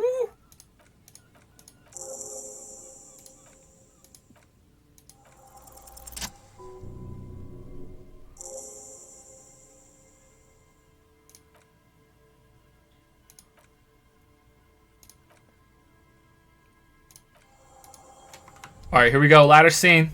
Here we go. A rusty ladder leads to the rooftop. Some of the rungs are missing. Yeah, that doesn't look good at all. Assess the situation. The distances between the remaining runs are rather wide. You'd have to use the mounting brackets. However, they seem corroded and the peeling rust is razor sharp. In addition, the first rung is going to be tough to reach. It's what, 3 meters above ground and you're 180? 180 seems about right. 190? I'm a giant. Okay, but still, the roof is collapsing and the wind gets pretty brutal up there. Dismounting from the ladder is going to be hard. Perhaps if you were to not climb the ladder instead. What if you were to reconceptualize climbing the ladder? Astral projection. Be open-minded about this. What if I don't climb? What if I just teleport? Lieutenant stares at you, stone-faced. Teleportation is not a thing. Even if it isn't, no one told you. It is a thing for me. I can't remember it's not a thing. That's not how physics work. detective, and even if it were, wouldn't you need some kind of apparatus, a teleportation field, or what are they talking about? The kid behind you whispers, asking his father. Teleportation, Mikhail. It's generally thought impossible. It won't hurt to try. Oh yes, it could, a lot. He is restraining himself from using a parental tone with you right now. Save your fare. Teleport to the... What?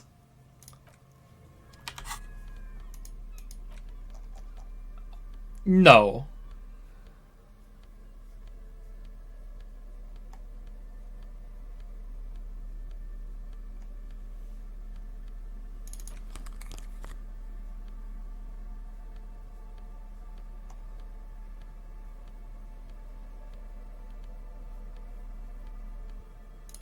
Oh, whoops.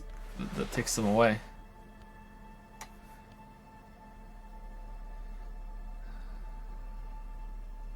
Didn't we put some on?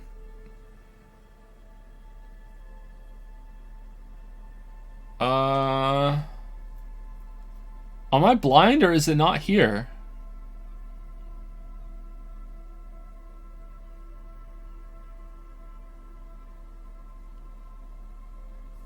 What?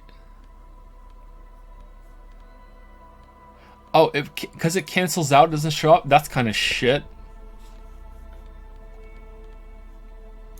I don't like that. That should show up as like a 0. Alright, we're saving it. Not that we need to. 72%. We just win. All you need to do is close your eyes and concentrate. Darkness enfolds you. You can feel the distance between the bench and the first rung of the ladder. All you need to do is do it.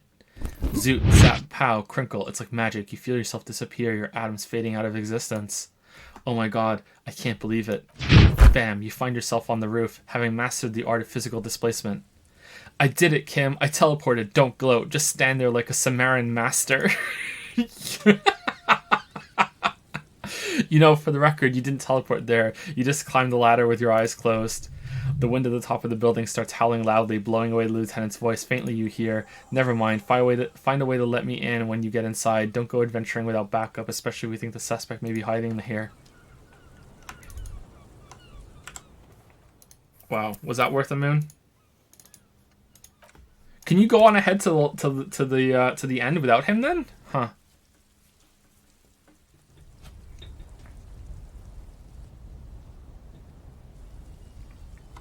I don't know if that was worth a moon.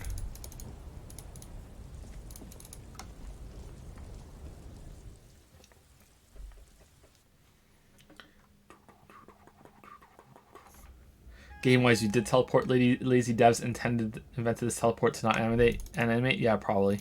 That's what's known as turning a limitation into a feature.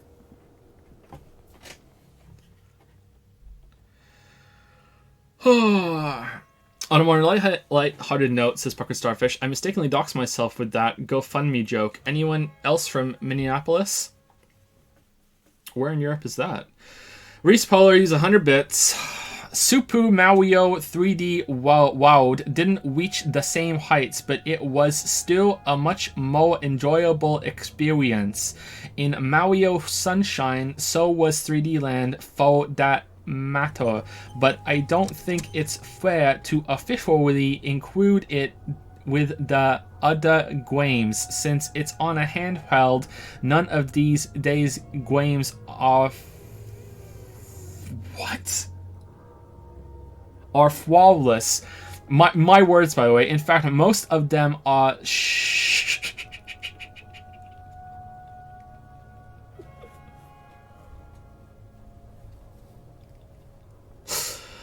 show at least one problem that has been present since the jump from 2D to 3D in the series.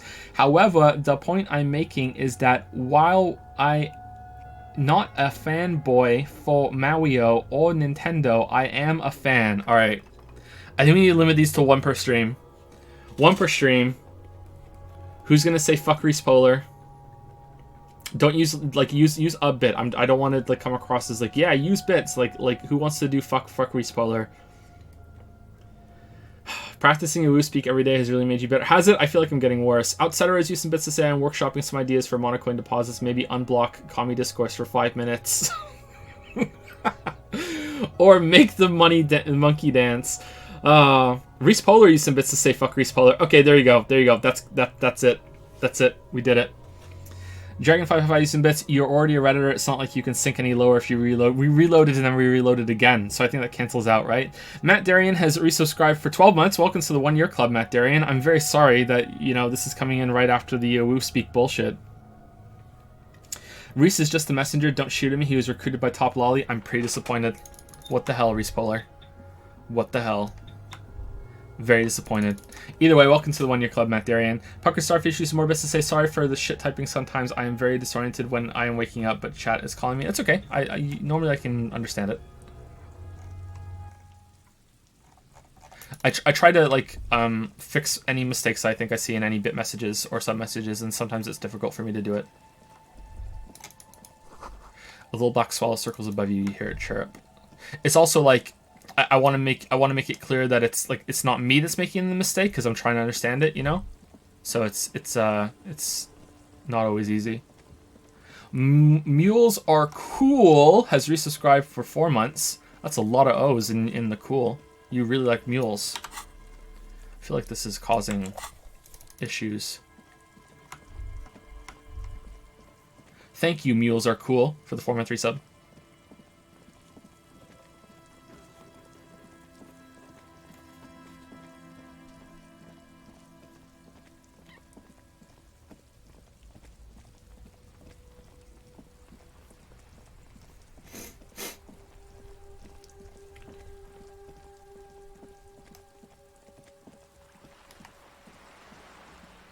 Okay, let's go tell Joyce. Then we'll get our gun back. And then we'll... I don't know. There's one other thing we need to do, right?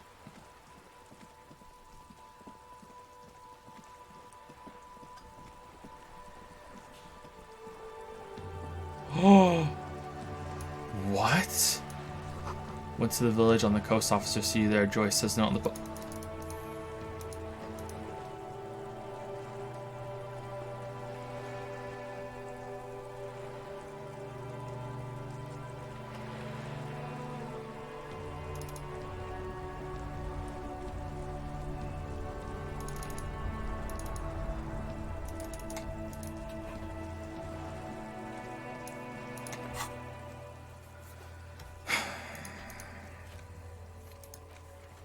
Someone's been running around with your sidearm pretending to be a police officer. You must meet her near the old fish market at 22 at 10 o'clock and get your service weapon back. Just walk past the fishing village until you see the boardwalk.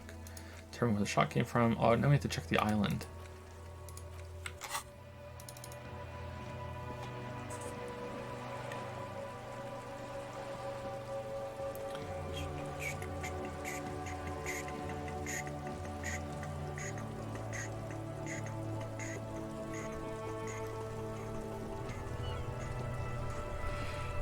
Where can we sit and just waste some time? We need to sit for 2 hours, right?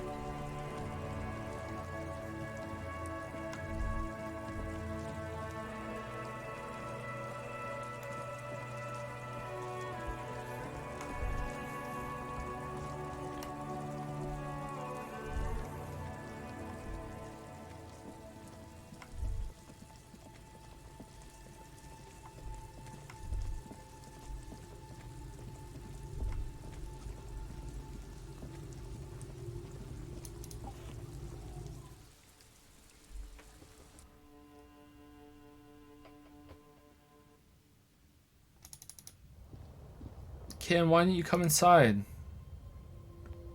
It's raining out. God damn it, Kim.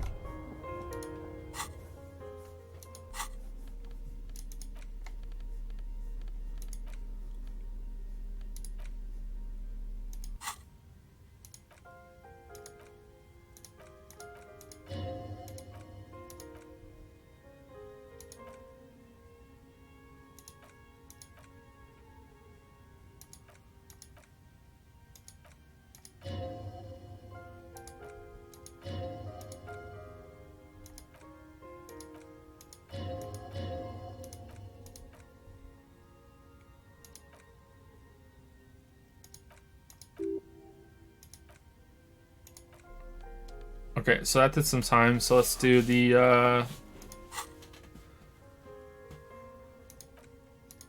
the other book.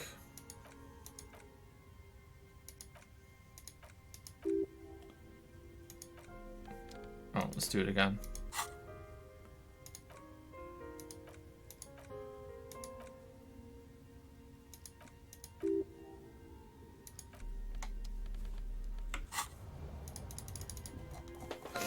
There we go. We wasted some time. All right, so let's go talk to Joyce, and then that should take us comfortably over 10 o'clock.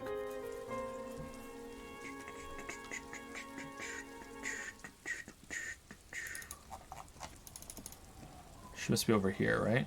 Yeah, there she is. Do you have something to say about this big boat being in your harbor? I see you haven't left our little Martinez yet. Still running around like some kind of cross-country law official. I still have a case to solve. I guess you do. What's on your mind, Officer Harry? Oh, man. Good ring to it. Oh, wow, you're off the boat. I'll just keep the cordially in the channel, if that's okay. It's too shallow near the pier. She winds the mooring line around a post. Hi, ma'am. And it's a jetty, by the way. Of course, jetty. I prefer a good jetty to appear any day. Jetty. Something about the way she says it makes you want to sing jetty jetty. Oh, jetty. She responds mournfully.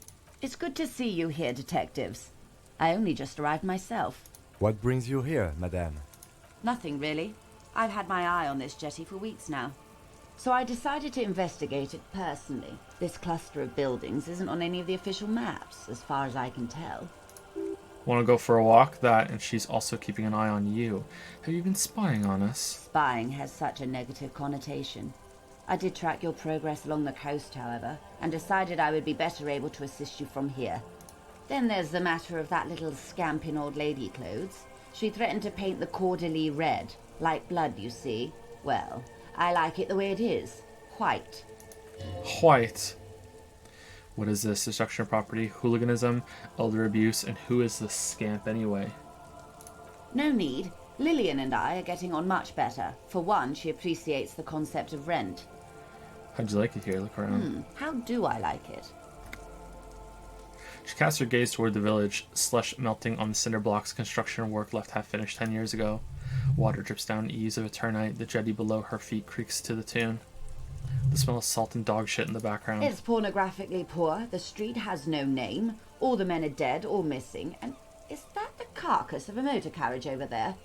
She squints her eyes. No. I'm surprised that woman hasn't put me to the sword yet. Maybe she will. You should ask your questions while you can. Ooh, mistake. I have the sword. Dark eyes survey the coast, leading it to Martinez. Dull gray metal rests in her scabbard. A sword. The wind is too loud for her here, unless she got a new sword. Fortunately for you, madame, the RCM is on the scene. Alright, politics time. Let's react. Real men, real politics, real thoughts in your head. You're right to be scared. This is all your fault. You're in no danger, Whisper. The working class have no idea what's happening to them. Try not to be scared. This is just how the real city looks. The place is doomed either way. Let's go number 2. But oh, I got her sword. Show it. Perhaps you shouldn't have. I sort of liked it on her. She leans against the railing, looking up to the grey sky. Mistake. Above you, there forms a quilt of altocumulus clouds? Twisting into each other, the wind tugs and stretches them over the bay. Their cloud shadows slide over the ruins of Revachol West. Wherever they pass, the temperature drops slightly but perceptibly. It's early spring and the rains are coming. An officer enters a low hut of stone and wood. Inside, weapons are piled against the walls. Rifles with splintered stocks and swords, tens if not hundreds. They're antiques, says Lieutenant John, the archetype of McCoy, to his partner. They're digging them up from the catacombs now, fixing them, old caches from the Revolution. The children carry them. Come May, the streets will be flooded. Outside, the wind rattles the loose hatches, flooded with cheap weapons in angry hands. Have I told you how they discovered this place? The wind picks up. Her raincoat flaps in the gust. This fishing village? No. The Insulidian Isola? No, you haven't told me how they found it. Well, your condition has left you no worse off than most of these people. The literacy rate is around 45% west of the river. 50 years of occupation have left these people in an oblivion of poverty. Oblivion? That's so me. 45% is around where I operate. Things are getting better, though. Say nothing.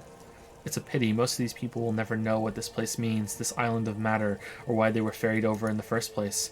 Remind me to tell you one day, she corrects the scarf around her neck. For now, how can I assist you in this new location? Tell me now, we have time. Do we? He glances his watch. It doesn't look like he does. I hear you have singled out a suspect in your pursuit. This is cause for cautious optimism. I would not want to delay you. This story she will tell it only before she leaves Martinez. Maybe a comma there at the very end of her stay. Maybe there's something else I can assist you with while you're in hot pursuit. You're back. Good. What can I help you with? So I've been dealing with Everard again. Osher raises a brow, and ma'am, the whole thing is a takeover. I helped him turn up the heat on the borscht. Did you now? She's intrigued, if a little confused. What sort of borscht is he making? The cook makes it to keep the strikers drunk, helps them strike. The strike brew, she nods. That's a classic, and by turn up the heat, I presume you mean put more alcohol in it. Nope, you misunderstand. I turned the knob like this, turn the heat down. Beyond curious, I will choose to interpret that as you turning the alcohol in the strike brew down, for the sake of our professional relationship. And because I don't like the idea of any of them more drunk than they already are, she nods. What else? He asked me to open a door. A referral, you mean? I take it this was for someone in the RCM. She waves her hand. Don't answer that. No, I mean like a real door to someone's house. Oh my, a real door? Lieutenant does not say anything, but you hear the nylon of his jacket rustle as he looks at you. I helped scare someone for Mr. Clare. I scared this Gary for Mr. Clare. He got pretty scared. It was nothing. It had to be done. I got information. It was useful for the case. That's good to hear, Detective. Police work is rarely pretty, but it sounds like you did what you had to do. Her bartering mind cannot fathom that you didn't ask anything in return. Frankly, that what was done was not pretty at all, and neither was it illegal, and it was not for nothing. He turns to you. This seems serious. I advise you to be very selective with what information you choose to share. This may have consequences beyond our line of sight. The Union's militant wing organized the lynching. Everett says the Union Pines sent mercenaries. Okay, let's go with Kim. That's all I got to say. Naturally, Detective, there are lighter topics to gossip about. He asked me to deliver an envelope. Man, this whole thing is a takeover. A takeover? Yes, it's not a strike. You aren't being let in because there's nothing to negotiate. The Union is taking the terminal. He has told me so in his own words. He's taking it. He'll also use the drug trade to finance the harbor. Number one. If they're taking it, she looked toward the colorful mountain of crates, like toy blocks rising over the Martinez. Oh, damn, look at that U there. Damn, how will Americans ever recover? Oh, man, I'm so sorry. Green livery changing into red blot by blot. Like a cancer of the blood metastasizing. Then we're talking about a war. Everett needs to let me into the harbor at once. We need to talk about this. He's ready for war. They all are.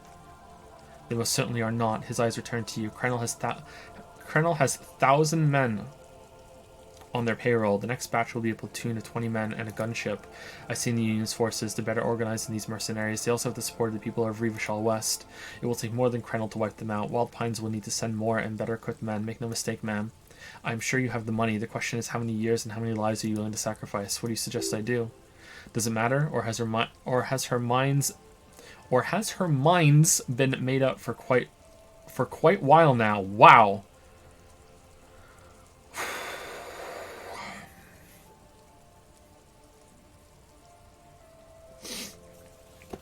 First, will this affect your decision-making process? It's not the RCM's job to make these decisions. The workers should have the harbor. Cut off the snake's head. Everett's pushing all this. It's a bluff. Call it. Have them open fire and see how long they last. Bring in everything you have and wipe them from the face of the earth. Look at your wrist. It's apocalypse o'clock. Time to commence the gloaming. I wish there was a disco option. I'm afraid we won't disco our way out of this one, she says with considerable regret. It's not the RCM's job to make these decisions. Of course, your job is to clean up after them, and it looks like there will be a lot of cleaning to be done in the near future. So what are you going to do? What will I do? She says, slowly looking around. Her arms fall to her sides. Her spine relaxes. The wind blows. Waves crash in the distance. She crosses her arms and asks, did I ever tell you how they discovered this Isola during our reality lowdown? You said you would one day. She nods. It may be the only break we've ever caught as a species, the last one for 400 years.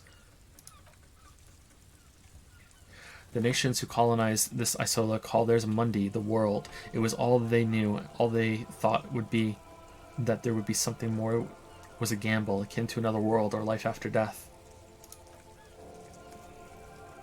The Pale was thought to be impregnable, perpetual. She points northwest. Irene La Navigator, the Queen of Surinese, sent 8 expeditions, one after the other, into the mass at the edge of the world. 5 of the crews did not return, 2 did, but had lost their minds. Each of those expeditions would have been led by an admiral. Sounds like a purge, like she was pruning political rivals. Sounds political, she nods. There was no precedent for such an undertaking. People thought she was punishing the admirals or had gone mad, or both. Until after years of trial and error and the development of a strict psychological regime imitating the creation process of poetry, called Volta du Mar, or Return from the Sea, the 8th expedition returned sane and intact. They told of a new continent of matter. They told the Queen and her counselor, Dolores Day, that the Pale had began to condense day after day, hour after hour, minute after minute, slowly raining down until it formed a vast ocean. The air is cold and scented with petrichor? Ichor? Petrichor? There are rain circles on water all around. Humidity crawls up your back like a piano trill. Put your hand in the rain. So does the lieutenant. His mouth is slightly open as he looks to the sky. The droplets feel warm like spring rain. This ocean? She nods. The phenomenon has never again been encountered. For a time, the crew, though, they were expecting a hallucination. Yeah, it is thought. I just corrected it. The masked hand proclaimed Le Insolende, the signal to wake up. But they could not. They were sane and conscious as islands began to appear on the horizon. There are 78,000 uninhabited islands in the Insulidian archipelago, officer. The freckled face of God, she smiles. You've thought it 1,000,000 times. After life, death. After death, life again. After the world, the Pale. After the Pale, the world again. A tonal shift, she nods. In human comprehension of reality, on the 2nd day, a great skua was shot down above the flagship Lysergic. The bird was preserved and brought back along with pollen. 4 years later, the Queen's counselor was proclaimed her Innocence Dolores Day, the elected world spirit. The age of humanism, internationalism, and parliamentary rule followed. We were high, leaving us here. The great skua was the first bird they saw, the first living autonomous organism, proof of reality. It's the symbol of Insulindi detective, the coat of arms of the suzerain, and the wings on the crest of the commune. I seem to have it in for it, or for me, I broke one.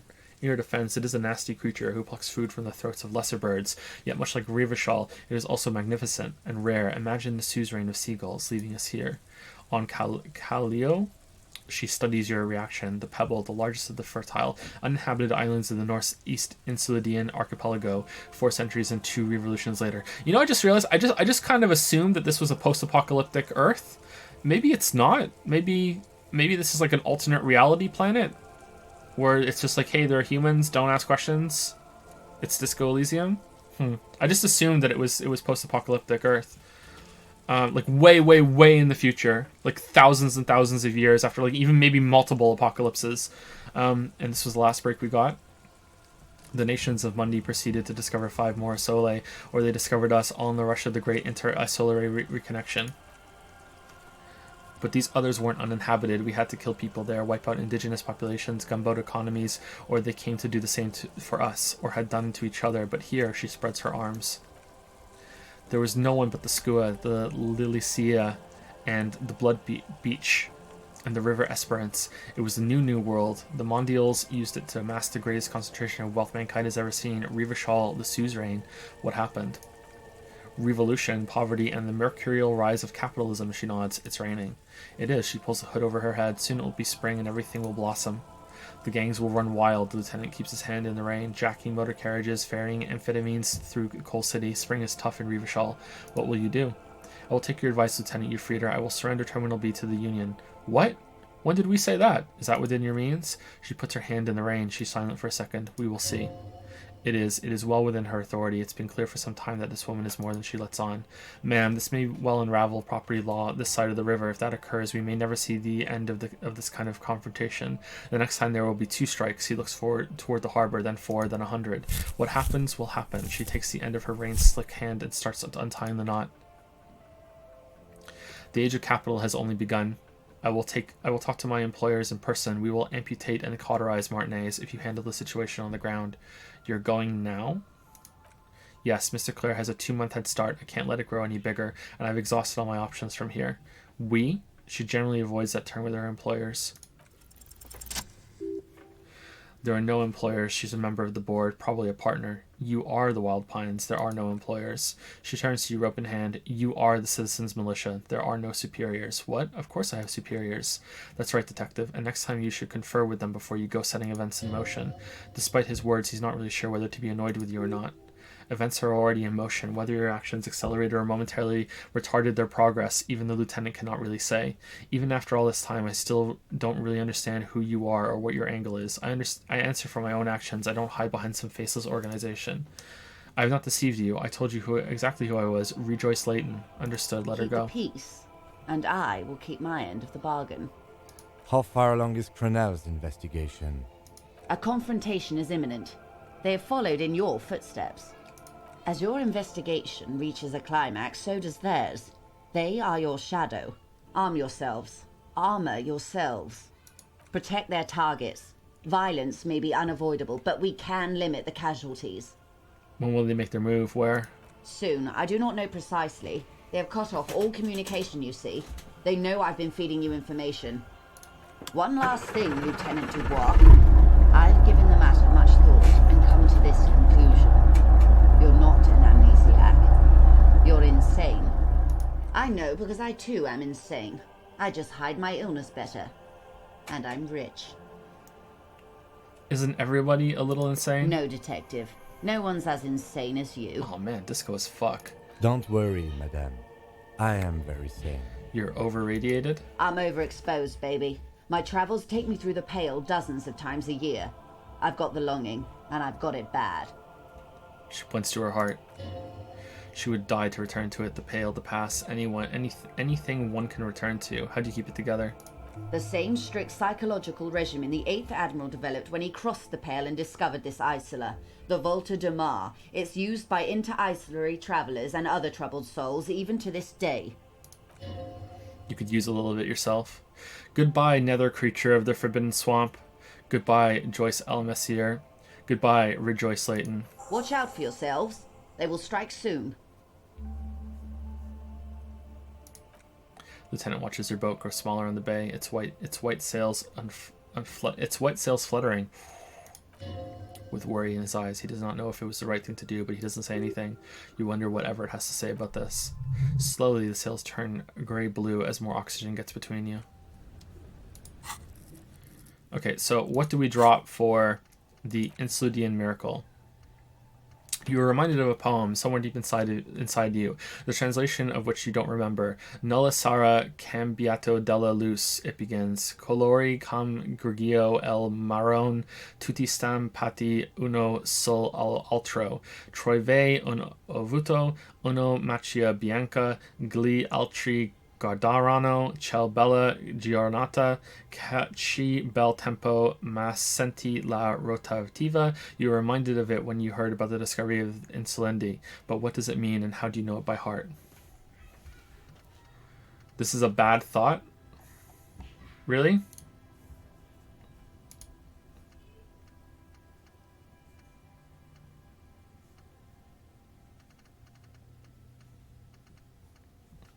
Okay, we'll leave it then. I believe you. When has chat ever steered me wrong before? Alright, let's go get our gun back.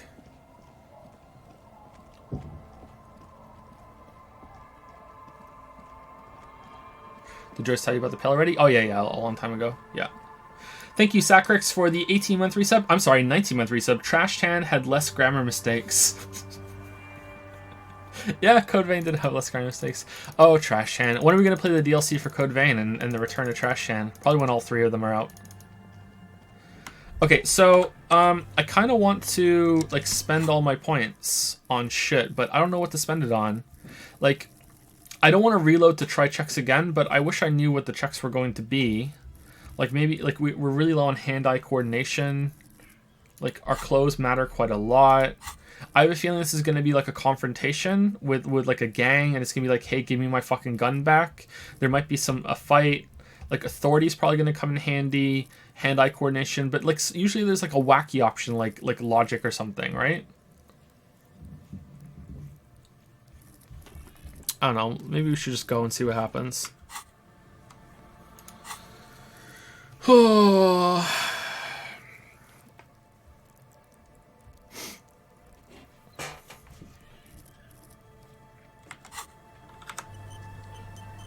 Fuck it. Let's see what happens. Whoa. Okay, so we're over time. I think we're gonna get our gun back, and then we're gonna stop, and then we'll go. We'll play tomorrow for as long as it takes. But we'll get our we'll get our gun back, and then we'll stop today. But before we do that, let's see if there's anything that anyone cashed in any coins. Well, a lot of people are getting rid of odd monocoins. Okay, I'm gonna get rid of this at the end of today. So if anyone actually has some odd monocoins that they want to get rid of, that was your chance. I know it's expensive, but you guys were abusing it. Look at all these people wasting their monocoins. I'm so happy. I'm proud of you guys. I will say on stream your waifu is Best Girl from Fritz Imperial, and I have been thinking. Are you guys here? Fritz Imperial and I have been thinking. Either of you are here? 2B again. Damn. Damn. 2B is Best Girl and is the waifu of Fritz Imperial and Joe. There you go. Congrats, Fritz Imperial. Congrats. You can put points into skills during conversations. Can you really? Okay, that'll help us then. That'll help us. Is I have been thinking here?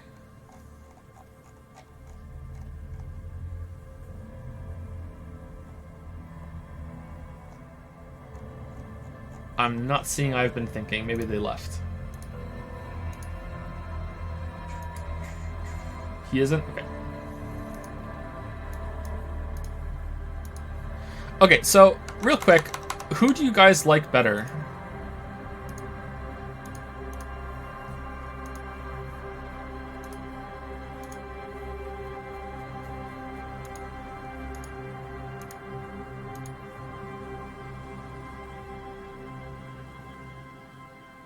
Everard or Joyce? Because I was expecting to hate one of them strongly, and I kind of feel like I don't hate either of them. Like, I feel like Joyce is much friendlier and more honest, but also is doing more harm, whereas Everett is a lot more abrasive and a real, like, ironic asshole, but really does want what's best for a lot of the people there. Like, I don't think that's an act. I really do think he wants what's best. Maybe I'm wrong, but that's how I feel. Who do you like better? Joyce, Everett. Everart was Evrat, right? Yeah, alright. So there we go.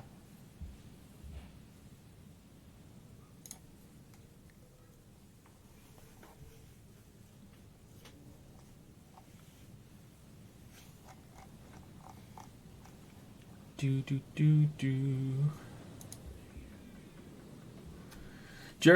ever get the feeling that video game characters tend to be too young to be relatable? And if yes, does it feel refreshing for disco characters to be in their mid-40s? Yeah, probably. I would say that video game characters tend to be on the younger side. I'm not sure, though. Definitely in most RPGs, JRPGs specifically. I'm not sure. That's an interesting question. I have to think about it. Or I wouldn't have to think about it. I would have to like look at lots and lots of games. You can't put points into during conversations anymore. They patched it out. Oh man, that sucks. All right, so people seem to like Joyce better than Everart, which is what I expected. Interesting. Okay. But it's not a landslide. Interesting. Okay. Put your hands where I can see them. The aging woman under a mountain of police paraphernalia mumbles to herself, then notices you and reaches for the megaphone. Show me your hands. This is the pigs. Show me your hands. Right now! Show me your hands right now! Scavenge battery-powered police lights protrude from her back. The flickering light show reveals a gun in her shaking hand. Her hand is trembling from some sort of neurodegenerative disease. Madame, please drop the firearm immediately. What should we do, Kim? Raise your hands. The saber is only decorative. It's not a threat to you. Failure to comply. Suspect is displaying aggression. Officer under duress. Officer under duress. I am the police. Don't move. Don't move. Hands on your head. Suspect is armed and dangerous. I'm not moving. Suspect is on the loose. Suspect at large. Officer administers street justice at her own peril. That one extra lick with a baton or extra knee strike above what was actually required. Suspect is under control. Suspect is under control. Be careful, detective. Don't do anything that might set her off. The situation looks bad. Calm yourself. Steady your breathing. All right, where's the check to just wildly lunge at her? Wildly lunge.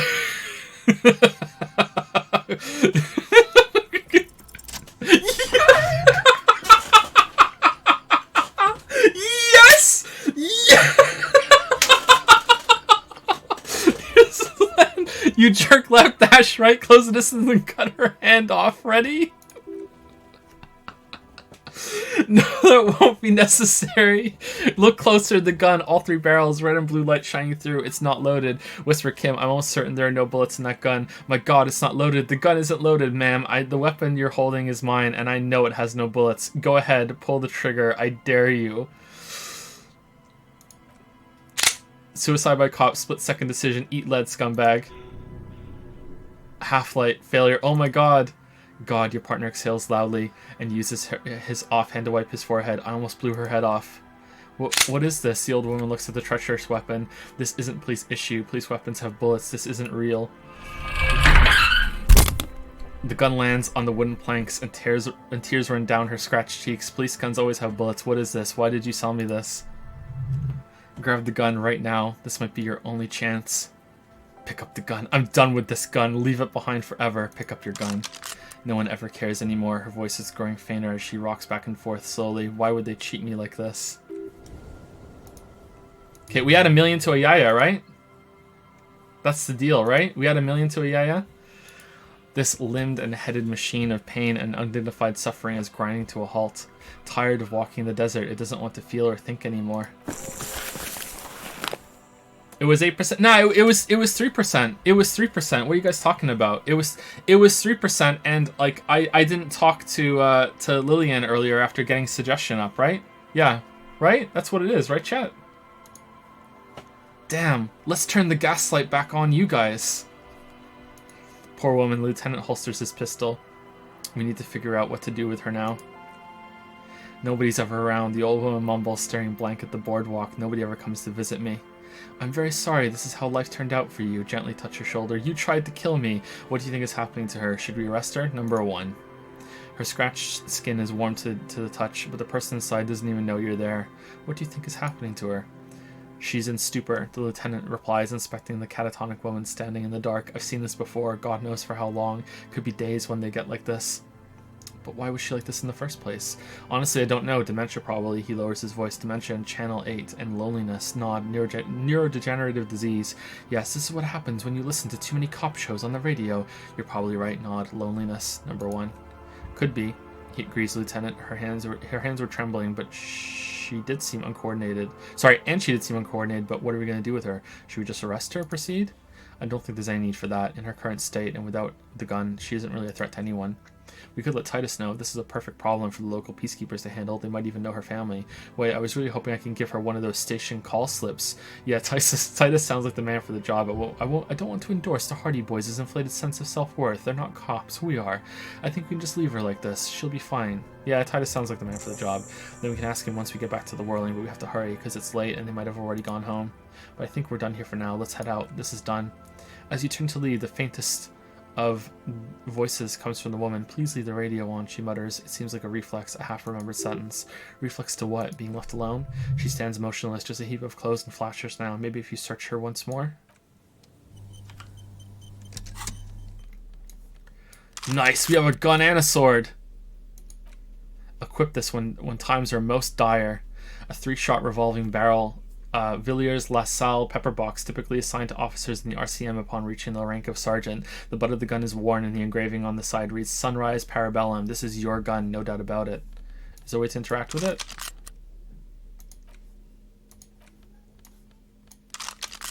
Two bullets. Holding the gun feels natural and satisfying. It's like an extension of your arm, the polished wooden handle almost fusing into your palm. I think my hand recognizes it.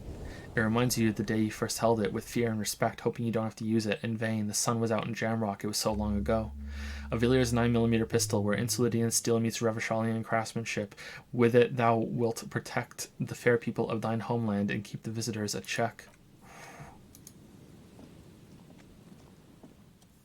The woman stands slumped. She looks catatonic under her mountain of RCM paraphernalia. Is one of those things a police cap? Pick up the RCM cap. She doesn't even flinch as you reach out and disentangle the familiar-looking lieutenant's cap from her mountain of RCM paraphernalia. Oh, is that yours? It's hard to say. It's been so long since you wore yours. I think so. Maybe. Probably. You know me. Lieutenant nods. It's your hat. Shake her shoulder. The old woman doesn't react to your touch. Leave her be.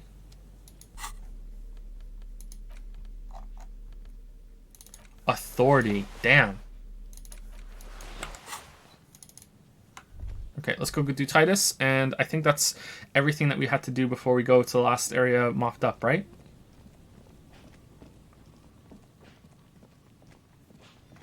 Are there secret set bonuses in this game if you have, like, if you're dressed up as a full cop?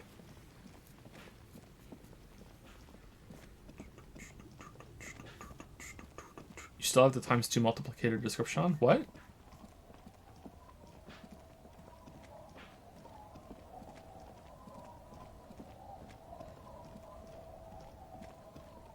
In the monocoins menu?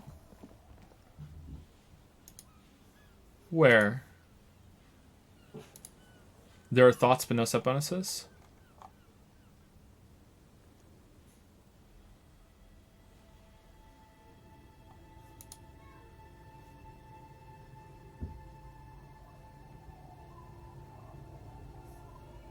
×2 multiplicator.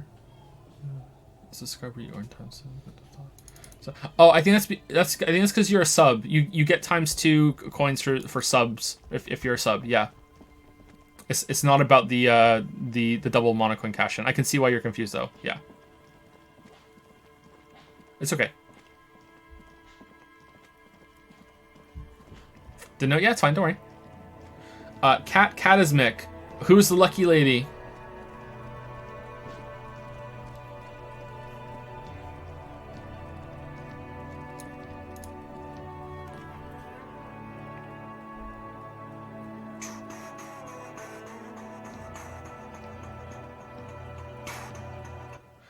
Husbando Paul Nerif. All right, Paul is his name? Husbando Paul Nerif.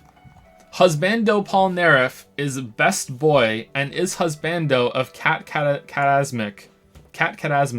And just in case, Paul Nerif is best boy and is the husbando of Cat Catasmic.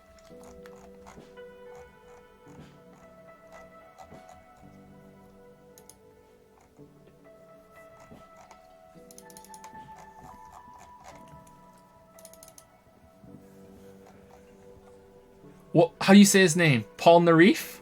I'm sorry.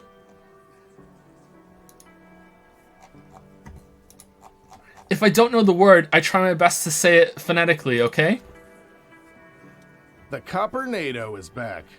What do you want? There's this old catatonic lady in the old fish market on the other side of the bay. She needs help. It's Poru Narifu. Poru Narefu. Alright. Good enough, says Cat Catasmic. There you go. We're good.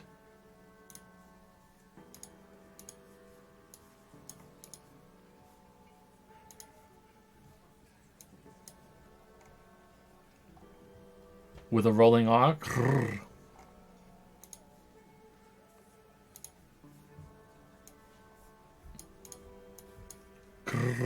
Is I have been thinking back?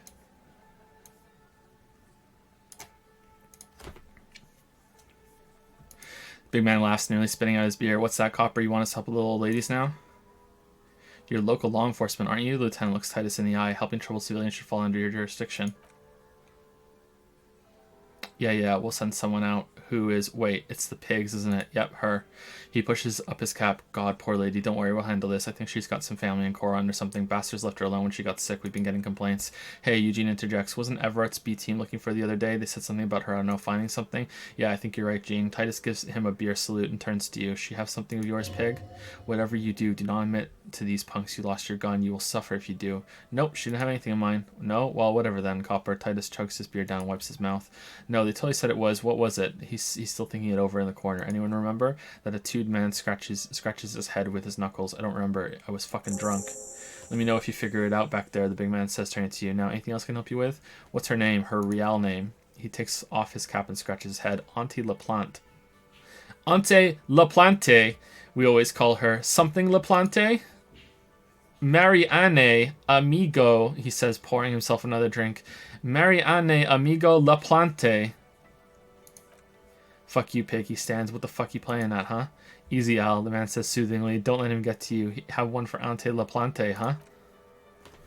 Don't disrespect Miss LaPlante, Copper. The big man finishes off a can. She's good people. We all get a little crazy sometimes. Who was she? Was, like before, just an old lady. Her kids moved away years ago, never come to visit, never took her call. She gets out every now and then. He swirls his beer. She did right by lots of us when we were kids. Always was a little off, but still, as kids, that must have been ages ago. She was better then. The children kept her together. How did she get like this? Get wanting to be a cop, you mean? Well, he furrows his brow and thought, shit, I don't actually know. Anyone know why she started acting like a pig? No fucking clue, the tattooed man shouts. It's gotta be crazy. Who'd want to be a pig? Someone who wanted to set the world right before it ends. Ever think of that? More like who wouldn't? Cool uniforms, fast machines, packing heat, sign me up. Law enforcement is a respectable occupation, sir. I can't help but feel partially responsible for the unhealthy culture that poor one latched onto. I'm sorry. The tattooed Meska sinks into his seat, unsure how to respond. Yeah, you should be. The big man shrugs. Whatever, cop. Don't worry about it. We'll take care of our own. Where'd she get all her cop gear? Dunno, Titus says, shrugging. She lives by the water. Shit washes up all the time on the beach. Police paraphernalia doesn't just wash up on the coast, people. It's not like we dump it at night. She bought it, collected it. Station 41, a man carries a crate of rusted, unused badges. You think they would notice something at a annual auction? A balding detective drags a comb futilely across his head. Shit, who'd want those? Just dump them into the river. Thanks for helping me with this one, Titus. No problemo, cop man. We take care of our mentally ill here in Martinez. Ain't that right, boys? Sure enough, Eugene raises his glass and toast. We're the real heroes on the streets. Damn. Even better than Canada and America.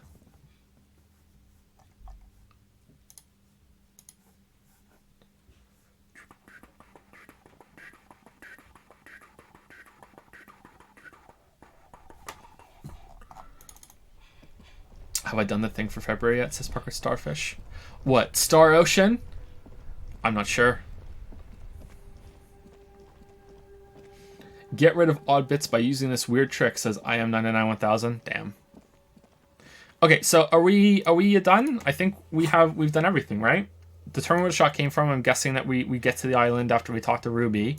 Look for Ruby on the coast. We know where that is. Union and cryptozoology business might end when you do. Cryptozoology? But we did that.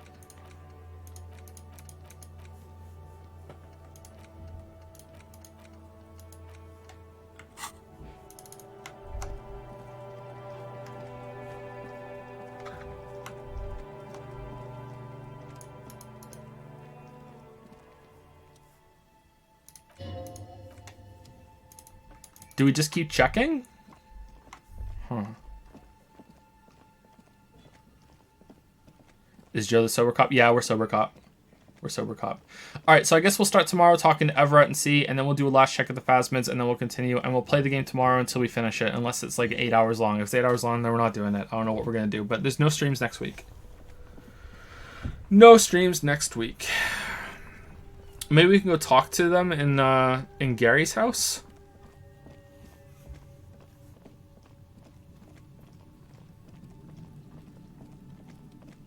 Put on a full cop suit. Do we have a full cop suit?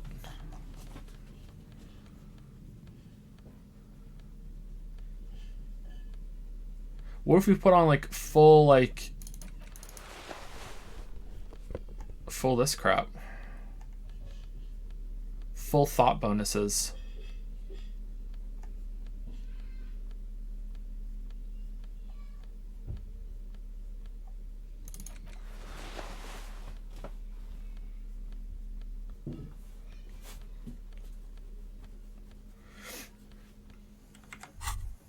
Whoa.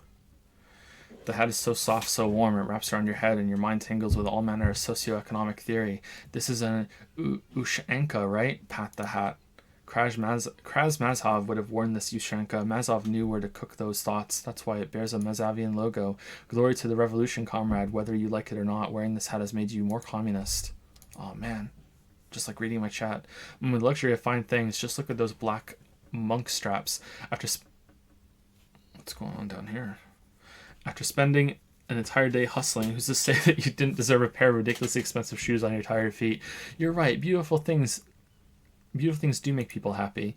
Beautiful things give you a rush. It's power, crafting your style, draping your flesh in silk and leather, deciding how to present yourself to the world. Remember when they come to take it away from you? You worked for those shoes. Whether you like it or not, wearing these shoes has made you more liberal, ultra liberal. They're either a gateway drug or a booster pack to get you deeper into free market ideology.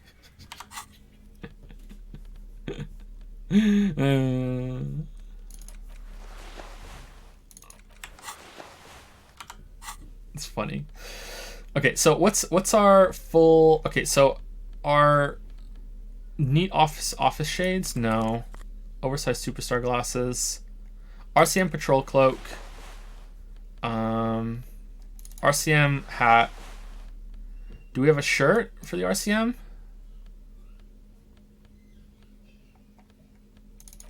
No, that replaces that one.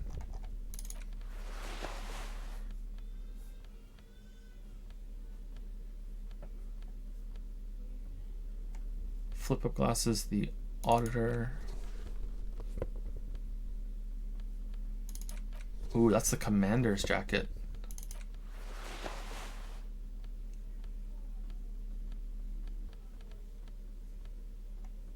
Why are these orange? Nah, I don't think we have enough to have like a full set of cop stuff.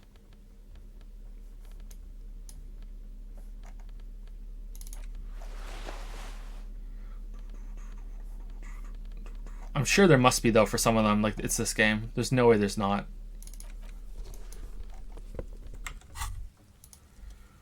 Wow, this jacket makes you feel strong, as if your blood is mixing with that of the venerable Philippine loyalists of old. Mixing. Does my blood need mixing, or is it good as it is?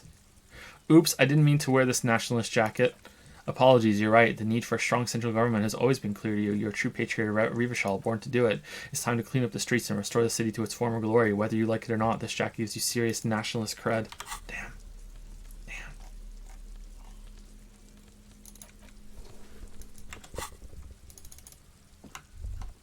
No armor pieces. We only got one.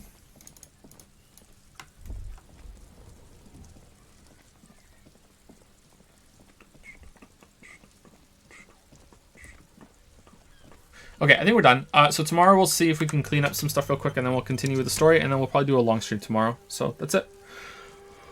Oh, all right. Thank you very much, everybody. So we'll be done with the Elysium tomorrow. End of an era. End of an era. See you guys later. Hope you have a good rest of your day.